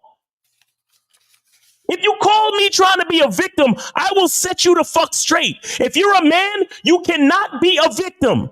Listen to me again. If you have a dick and balls between your fucking legs, if you have XY chromosomes, you cannot be a victim. You know why? Because you have no one to cry to. You are a man. You are the one that everyone else in the world cries to because you are a man. You have no one to cry to, so you cannot play victim. And I will not allow you to fucking play victim when you call my shows. You hear me? Yes, sir. Well, there you have it. I did have something to say, but I ain't gonna say it because Mouse just crossed back. How can I follow that shit up, right? Yeah, how can I? Yeah, hey, take that. There we go. So caller, my brother, go out, enjoy yourself. Don't be tiptoeing around these females like, damn, I want to go holler at her, but maybe I hollered at her last week. I don't remember. Go talk to these women. And like Miles says, the audacity, you know what I'm saying, of that chick to fucking threaten you, you know what I'm saying? But that's just her being silly. She's just a silly female. Yep. And sometimes what it could be is the fact that you don't remember her. she probably feels some type of way. Like, he don't ever remember me. You know what I'm saying? It could be just an ego thing that you don't remember her because she ain't that fucking memorable. Exactly. So let's understand that. Let's understand that. But don't never get into an argument with these females. When she said, if you approach me again, the best thing for you to do is just smile at her. Hey, you have a good night, and walk off. And that's it. That's it. I think you don't have a memory because you're not approaching Have a them. good night, and I'm going to do that. I think he doesn't remember them because he doesn't approach them with purpose. He's just approaching them. Could be. It could be. And Jerry Roman might be onto something. When you guys approach these women, approach them with some substance behind what you're saying. Yeah. Yeah. And I say that because when you approach women with substance and assertiveness behind what you're saying, even if the woman isn't interested, there's usually a response that she gives that tends to be a little memorable. Not that you go home thinking about the bitch, but memorable in the sense that if you see her even a month or two later, you still remember her. You know what I'm saying? Not remember her like you thinking about her, but remember her simply because she responded in a certain way where you're like, yeah, I remember that chick, right? I've read into chicks. And I met them, and 6-7 months later, I see him again. I'm like, oh, I don't remember her name. I don't know where I know her from, but I know her face.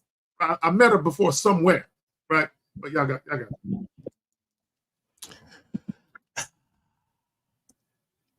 And I want to actually clear something up too, because I know that I said to have amnesia, but the purpose of the amnesia is so the woman doesn't hold space in your brain to the fact that you're wondering about why she said no or whatever.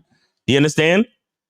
Now, if you know you live in a small town and it benefits you to kind of keep track of the chicks that you already hollered at, then come on, man, do your due diligence. You're a grown ass man. You see what I'm saying?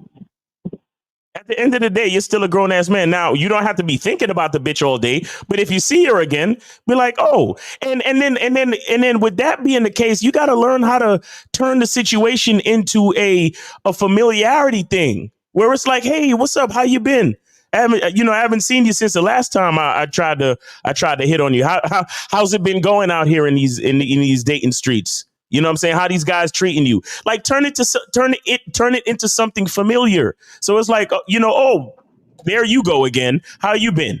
There you go. Like, it could be if you have this is why I talk about gratitude, consistency, and all these other things. If you understand about just having a good time, like Case Atkins said earlier, have a good time. Like exude positive energy because you love your own life. It's easy to just turn that situation into something familiar. And the next thing you know, if you was able to do as I said and turn it into something familiar, you never know. The next time you see her, she could be sitting there with her friend that's visiting in town. And then she's like, well, he's not my type, but he's, every time I see him, he seems to be a nice guy. Maybe you should give him a try, or maybe you should take his number or something like that. See what I'm saying? And then she can introduce you to bitches. But because you're visibly and noticeably afraid of these women, they instead threaten you because you pedestal them and you show fear. It's fucking crazy, man. And even see, guys, just because a woman told you no a week ago or 2 months ago, don't mean you can't. Hey, what's up, girl? You know what I'm saying? Like Miles is saying. Like, let's say you had a little conversation with a young lady. You try to get at her, and she said, I got a boyfriend. I'm flattered, but no, it's not gonna happen. So let's say a few weeks, a month later, you see her. Let's say her name is Tabitha. Hey, Tabitha, what's up? So how are you and your man doing? I hope that situation's still working out in your favor. She might be like, well, things have changed. Oh, have they now? Right? Have they now? Right? So now you be like, all right. And then you get at her. Again, you guys gotta come on. You gotta, guys. We gotta elevate, bro. We gotta sophisticate our mindsets and do better things, man. Come on, man. Y'all niggas running around scared to the point where a bitch gonna threaten you. Like bitches only. Remember, a woman is always following a man's lead. So if this bitch is fucking threatening you, it's because you gave her the reason.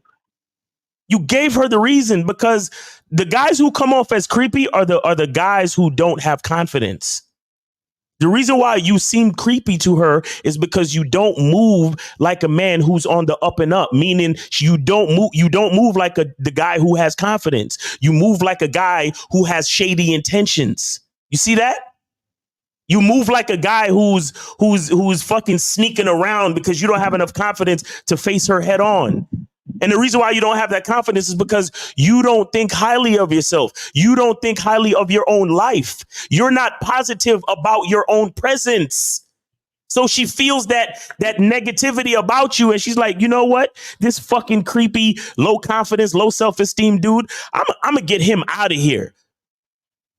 Because instead of remembering that he fucking talked to me last week and possibly becoming a social buddy, he decides to just act like he forgot and fucking hit on me again. And it's so fucking annoying. What's wrong with him? That's what she's really thinking, bro. Probably. What's wrong with him? Why is he such an idiot? Why is he such a creep? Maybe if he would approach me with a little bit of confidence, I might give him some pussy one of these days. Because if she's constantly seeing you, all you got to do is project that image of a man with a real masculine identity. That's all you really need to do. But you guys are so stuck in your head and all the negativity and all the fucking stupid narratives that creeps into your brain from watching these clips off the internet. And you know what's so funny, Miles? Caller, let me say this.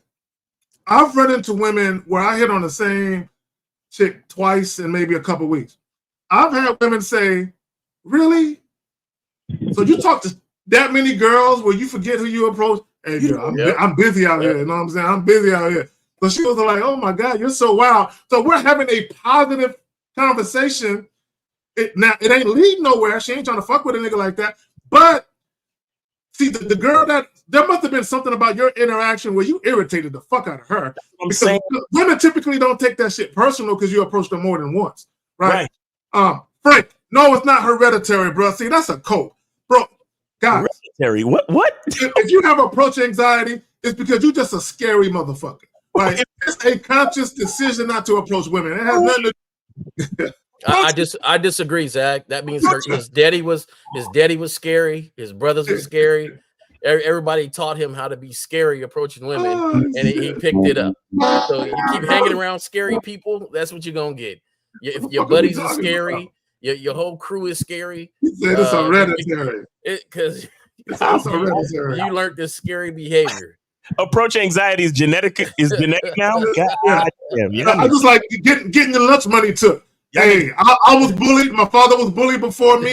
His daddy was bullied. You know, it's a family of being slapped and thrown into the lockers. We all experienced it. Y'all niggas come up with any excuse to play victim, man. Oh my God. God damn. No, you just scared, bro. Guys, real quick, let me say this, and I'm gonna pass it to the fellas. Again, let's look at the title. Why men should date women on their terms, even approaching women. The way that you approach women, the way that you speak to women, all of that is about doing what you want to do and how you want to do it. So he's talking about approach anxiety. See, when you have these insecurities and you have a lack of self-assuredness and all of this other shit, that leads to you eventually dealing with women on their terms because you're just happy to have a woman that's going to fuck with you. So even having that type of thought process will prove to be your undoing in the long run. Okay.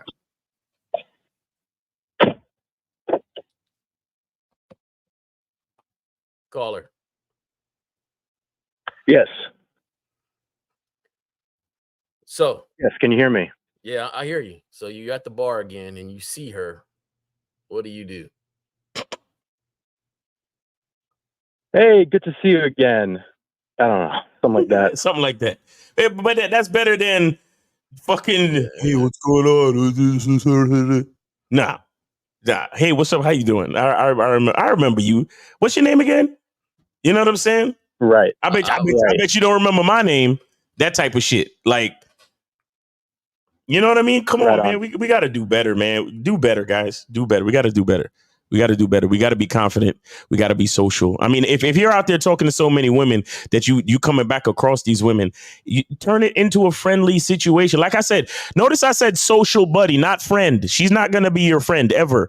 But what I mean when I say social buddy or social acquaintance is that when you see her around the streets, it's kind of like when you try to holler at girls at your gym. I'm sure you've had this situation. I've had this situation. You holler at a chick at the gym. She says she's not interested, but for whatever reason, you guys end up being at the gym at the same time. And when you pass each other, you just say, hey, what's up? How you doing? How you been? You good? What you working on today? Okay, yeah, I'm about to do chest. All right, have a good one. Enjoy your workout. And then you know what I'm saying? Social acquaintance. It's not, there's nothing wrong with it. Again, what's the point of going out and talking to these people? It's to become social. It's to become more comfortable with being sociable. That's what it's all about. This is why I say going out and talking to women is not about the women. It's about you, bro. And what it shows, what this situation shows. And again, I'm giving you different angles of game for your situation. Understand this. What it shows is that you are still pedestaling the woman and you're not growing. You're not learning.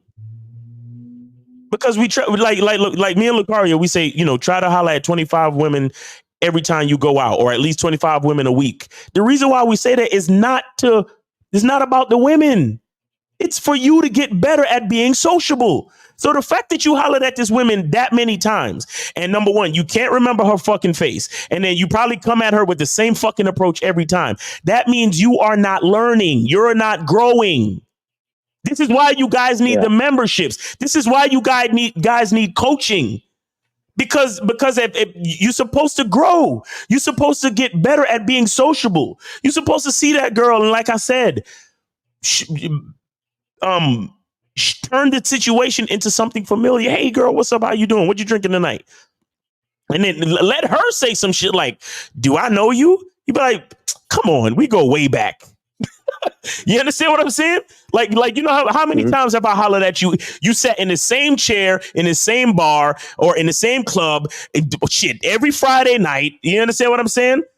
You don't remember me? I'm whatever your name. I'm Caller from the Manhood is a Skill Set show. Oh, exactly. I remember you. You understand? And the next thing you know, you're talking back and forth, this, that, and the third. Like, come on, man, you gotta get better, grow. Like, we're not growing.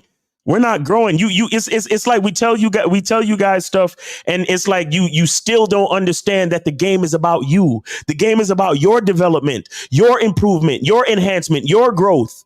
You just fucking going out yapping to these bitches and not really listening, learning, or doing anything to make yourself better. What is really happening with you guys? And then when we tell you to get on the membership, when we tell you to schedule consultations to get real coaching, you look at us like we're fucking aliens. This is why. This is exactly why. Because we know a lot of you are listening to us and going out and talking to women, but you're not learning. Statisticians. Not having any fun. You gotta evolve. You gotta grow.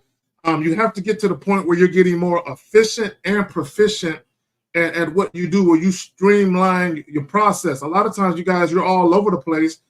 And I know Miles always talk about dudes being flexible. And the reason why you're all over the place or flexible is because the woman's beauty dictates what you do and how you do it. Right? But when you're a man, you just do what you do.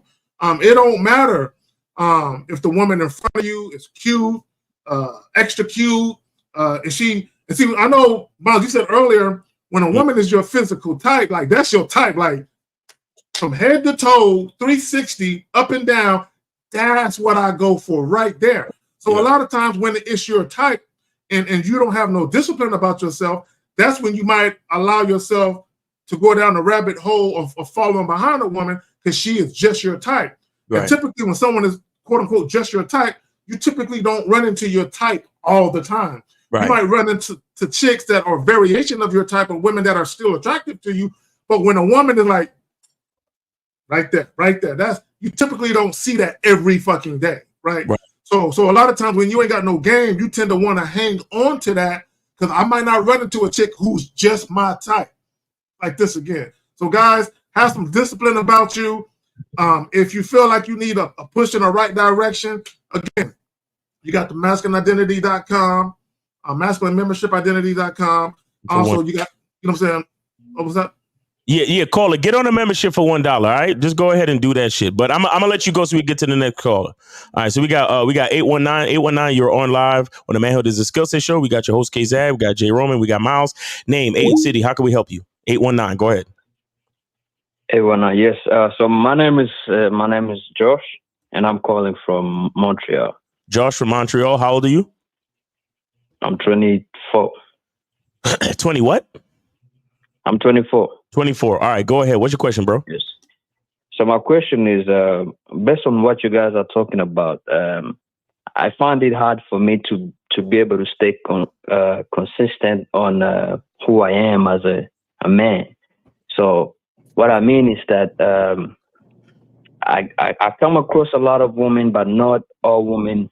You know, they don't follow up. You know, let's say if I'm like, look, we meet at 6, they're like, no, that's. So they be giving me like rounds, right? So they're not really on my program. Okay, caller, you don't have a program. Call it Nigel, or is it? I think that's your name, bro. Not Nigel. I'm looking at the chat. You don't have a program. Okay, and I say that because you said look at your words. I find myself being inconsistent, right? When you know who you are and you're at one with your identity and you love yourself and you like who you are. Who I am isolates me from bro, listen, like they don't like listen. When you know who you are and you're comfortable in your own skin, you don't care about women who are inconsistent. So as long as you are, see, once you become gamed up and you don't give a fuck about bro, listen. Hold on. It's a new caller. 701. We will get to you. Hold on. We will get to you. Okay. Don't speak right now. We'll get to you. You put yourself on mute. Okay. So the fact that you're inconsistent is because you're dealing with women and you are allowing yourself to be drawn in to being flexible to what they want because you want the woman. You're like, man, dealing with women on my terms only, man, this shit is hard. Man, these women ain't fucking with me. So, let me capitulate a little bit. Let me make some alterations to how I'm moving, and then maybe then the woman will fuck with me. So you're being consistent because of that. I'm gonna just say this. I don't like how can I really not care about what people, how people perceive me, how they, how can I change that? Because I really want to be that, but it's just hard for me to be like, you know what, forget it. I'll just, be myself. Like it's hard for me to do it. Like telling it is easy than actually being it. So I want to know how can I actually be that. I'm gonna tell you right now. Number one, take advantage of the masculine identity and get some coaching. Okay. Number two, do you go to sleep with the same amount of balls you wake up with? That's right. Because you can't say it's hard for me to be who I am when you wake up exactly the way you are every day. It's embedded. It's from the start. So what you're saying right now is that you need to get a little help on making sure you fine tune that person to make it consistent. So why not get the help? See, the thing is that kind of kills me is you guys look at this stuff and look at on YouTube and you hear the things that Mal say and it gets you pumped up, it gets you excited, and you go outside to run it and you go to run the play, but you haven't been to practice, you haven't looked at the notes, you haven't done none of that. You just heard, and then you go and try to run the play. See, the practice, the notes, the teaching is to help solidify it in you when you build your own personality. It's not everybody's personality. It's your own personality for the things that you do, you like. Like Miles, he said it's smooth. Hey, I would go to that bar and tell, hey, nice to see you again. You know, for me, I'm like, hey, you're my, you were my type. Don't worry, you were my type, but no longer. I only like people that like me. So, you know, it's just we would say things in a different way, but the mannerisms of the confidence and the mannerisms of being who we are is solidified already. And you have to get to that point, and you can't get to that point by saying what you are not.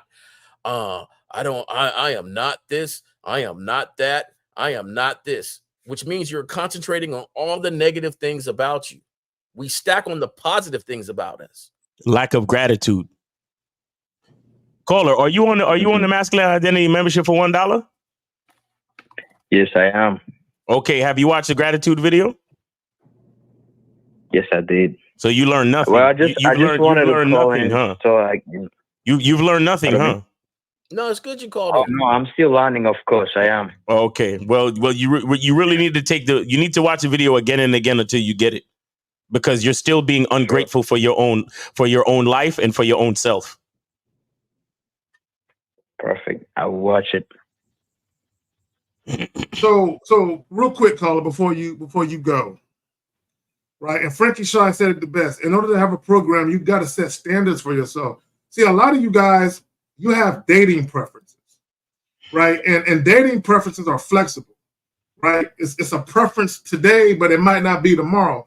When you have a program as a man, when you have a structured way that you do things, you have standards and principles that you adhere to and abide by, and you don't deviate.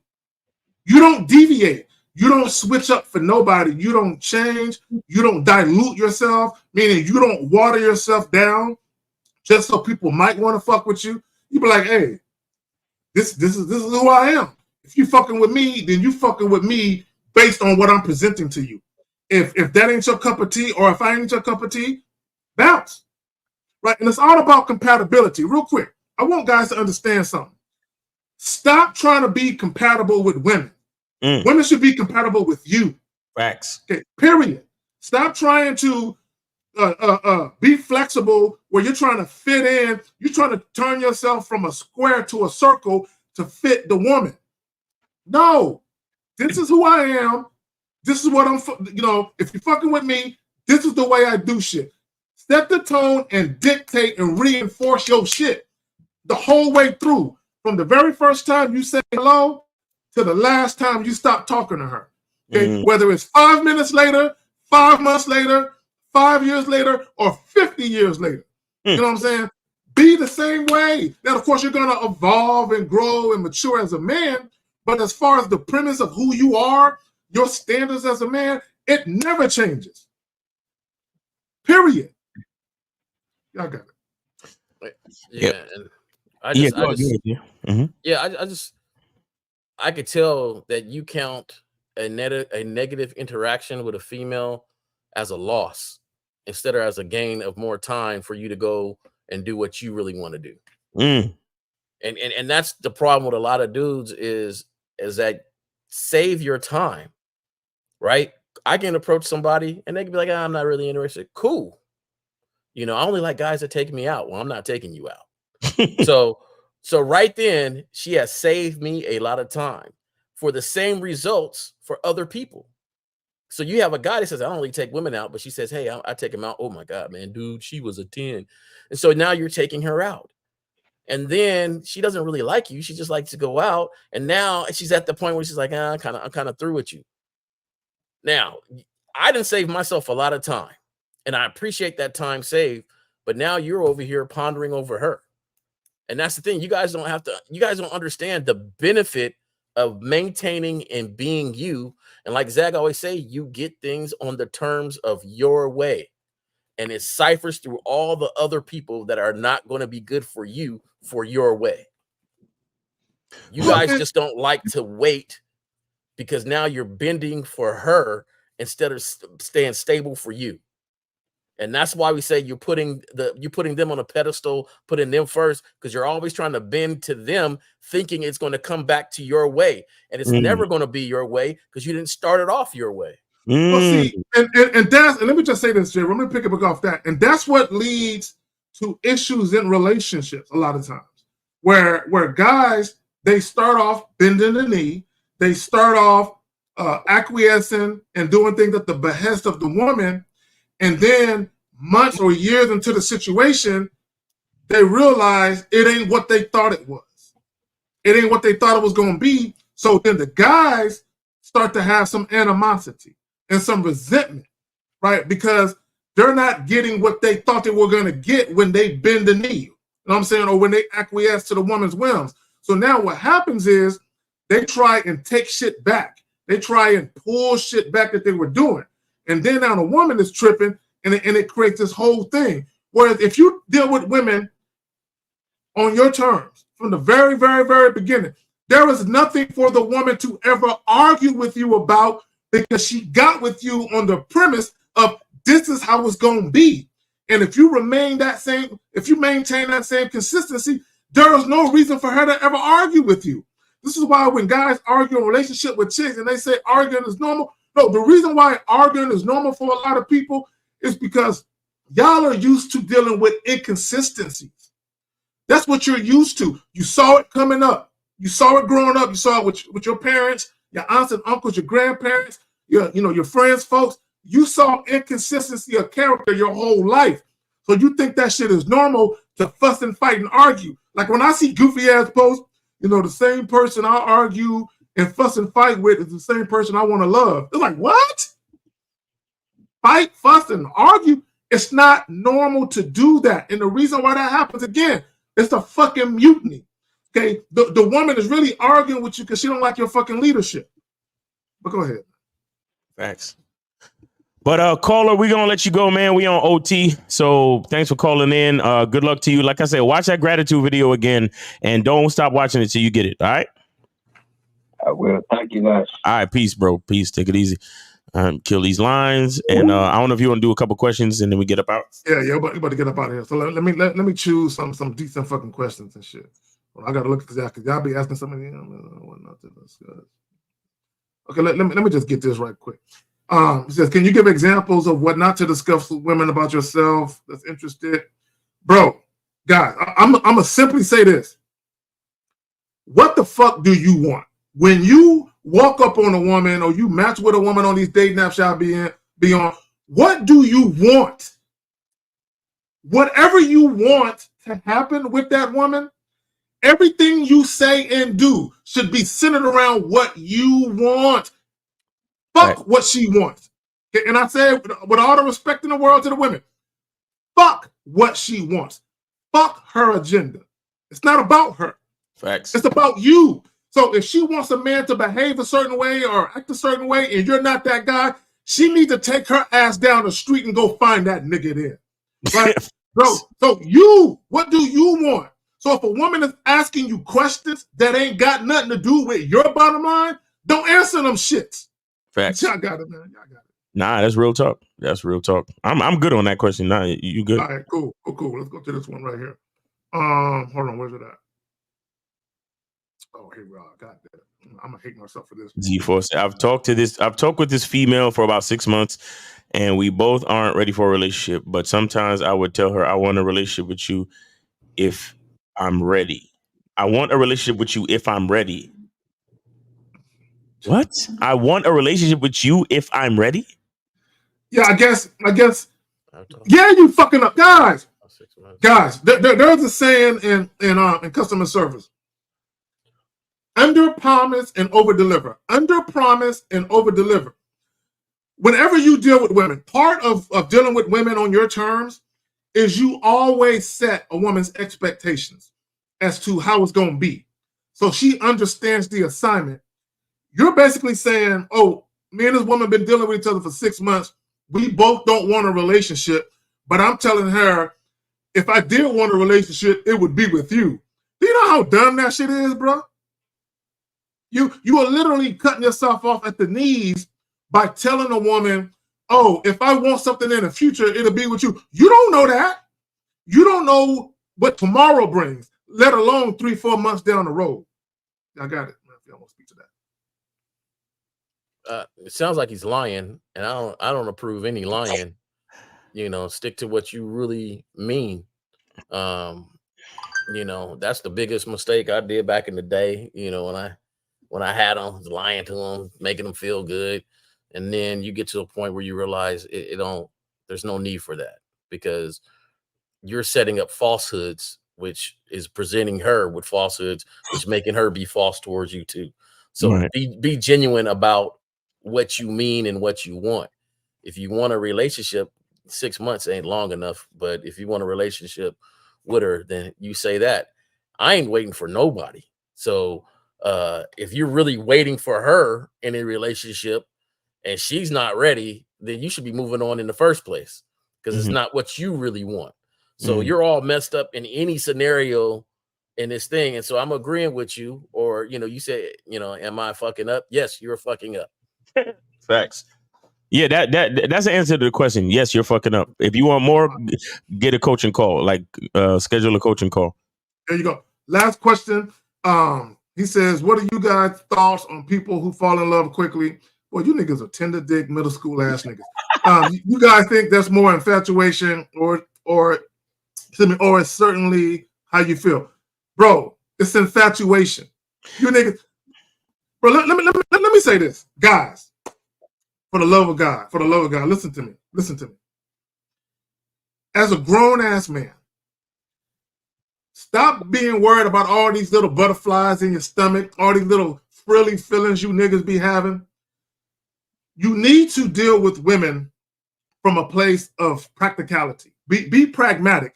Does it make sense? Okay, take sex out of it for a moment. Take sex out of it. Take the way that she looks out of it. Take your little bitch-ass feelings out of it. And ask yourself, does it make sense from a pragmatic aspect? Does it make sense for me to invite this woman in? Does it make sense? So if I'm dealing with a woman on my terms, and I tell you guys all the time, my favorite word is deference, which means humble submission and respect. If a woman is not humbly submitting to me and showing me respect, I ain't fucking with her. It doesn't matter how pretty I think she is. It doesn't matter if she's willing to let me hit it. All I got to do is give her a little bit of shit. All I got to do is compromise myself a little taste. From a practical point of view, it makes no sense to do that, because if I do, I will no longer be dealing with her on my terms, but hers. Right. Only thing I'll say is, well, first of all, we got to remember that a lot of the people that call it, that ask questions in the chat, a lot of them might be younger than 18, because they know that they can't call in because we're gonna ask their age and all that shit. So when you say there's a lot of these remedial questions in the chat, that's probably why. And so I'll just say that real quick. But other than that, yeah, first of all, a man should never fall in love. Facts. And that's a whole nother conversation. So your question ends right there. A man should never fall in love. So there's nothing more to really think about that. Niggas shouldn't fall in love, and that's it. But you got it, Jay. I just think y'all been watching rom-coms and The Notebook and all these things. And let's just say, I like to just put it on the basis. Let's just say that, there's people that fall in love with each other, right? It is the rarest thing you have ever heard in your life, right? I think I know one older person that they looked at each other, and after that, they were solid their whole life together. How often do you really, really hear about that happening? Like, how many examples can we just point to and be like, yeah, I know somebody that was it. They seen their person and that was it. It ain't never really, really happened for a lot of people. But you gonna be the one bro, to happen to fall in love with somebody that grew up in your city, somebody that you didn't have to travel. It's kind of funny to me how people fall in love with people in their own area. Right. That's because that's where you grew up at. That's where you're at, right? You didn't see each other in the airport and just look and stop and be like, hold on. And she's like, hold on. I haven't felt like this with just a sight before. Nah, you guys fall in love all the fucking time. Like you just fall in love with every little thing, everybody. It's the most rarest thing that you have ever heard in your life, but you the one that's gonna do it. The math ain't there. The math ain't mathing what they say. There gotta be different ways and better ways. So no, most people don't know what love is, though. Most people don't know what love is, though. Right? And I say that because you got people that place conditions on all of these different things. Like, most people don't know what the fuck love is. Like, you got guys that be like, man, I just want to fall in love. But what about her sexual past? What about her body count? You got all these conditions on what women have done before you met, but yet you talking about love. People don't know what love is, dog. They think they do. You know what I'm saying? They have no idea that to love somebody is to love everything about them, not the shit you like. You know what I'm saying? So people, no. A lot of people they think they know what love is. They have no fucking clue. Your But person anyway, just happened to go to work with you and work with you, and that's who you madly in love with. Like, yeah. So on that note, hey, we gonna be in Miami on the 26th. Yes, sir. You know what I'm saying? Come through. Miles, got anything you want to plug, fam? Yeah. So remember, guys, 2 ticket holders. We'll be running a raffle for 2 ticket holders. So get your tickets, guys. You'll be able. It's a raffle for a steak dinner with the Game Kings. You know, we're gonna be having we're gonna be going out to dinner and the Friday before the event. So Friday evening before the event, there will be a dinner, and the Game Kings is gonna be there. And make sure you get your tickets. So we're gonna raffle off 2 tickets for you guys to be there with us. And Steve the Dean said he paying for your steak. So make sure, we're gonna hold a drawing in October. We're gonna hold a drawing in October before the event. So make sure y'all keep staying tuned to the shows, but also make sure you get your tickets so you can be raffled in. All right. So we appreciate you, man. And make sure y'all get your tickets. Shout out to Renee P. She got the link in the chat right now. I'm gonna say this. I'm gonna say this, y'all. You know, this is my first time hearing about this raffle. But I will tell you right now, Miles and Steve, they are not some cheap people. You talk about getting your money's worth of everything done. I was highly impressed. And we're not even gonna talk about the meal. The meal was superb. Yo, Jay Straight Roman, up Jay Roman superb.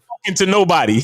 Jay Roman. I mean, he was. You know when niggas is grubbing? Niggas was grubbing. Like It was superb. Good. The ambiance. I mean, when you got 4 waiters standing in the corner, you know, you just look at your glass. Would you like flat or sparkling? You know, it's just like, yo, it was on point. Facts. So, you know, these ain't cheap people. You ain't getting a bologna sandwich. It ain't like they do things up. And if anybody was there, they already know. If they was in Vegas, they already know what's up. So, you know, I like to cause attention to the value of it alone. Get your raffle tickets, come out and enjoy yourself, have fun, and learn. Exactly. So now, I just want to shout out to myself, Jay Roman. Like I said, I am building a program for you guys. This ain't no normal program. It ain't for the people trying to talk to girls at the bar. It's for cats that put themselves in positions where they act doing these silly questions. Should I leave or stay? We're going to work that out. So, you know, this program here, you got to be with your girl. You got to live with your girl. I don't, if you ain't living together, you ain't got no kids, but you don't know how to leave her, you're a weak motherfucker. This program ain't for you. All right. So we're going to go from there. I'm working on it. I'm bringing it out. You know, make sure you email me. Let me put my email. Well, I can't put my email. I think my email is up on my little title thing. If Zach could pop it up, but get my email or email one of these guys to get my email. But get yourself ready. It's gonna come out, and we're gonna help some people revive you in your own relationship. Facts. Yeah, guys. So get your tickets, man. And the only thing you have to do to be eligible for the raffle is to have your tickets already. So, you know, make sure you get before October, guys. And thank you, Renee P. God, yes. man, Renee And P, the incomparable Renee P. You know, yeah. Shout out.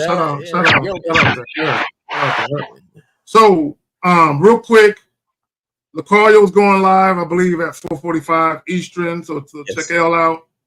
Also tomorrow, the Real Game No Theory podcast. Yes, sir. At 11 a.m. Central, 12 Eastern.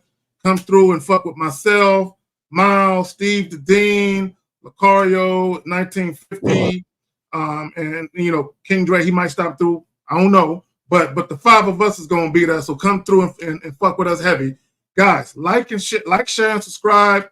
Appreciate all of y'all coming through and fucking with us on a Saturday. Y'all could have been anywhere else doing something else, but you fucking with us. We appreciate you. On that note, we out. Peace.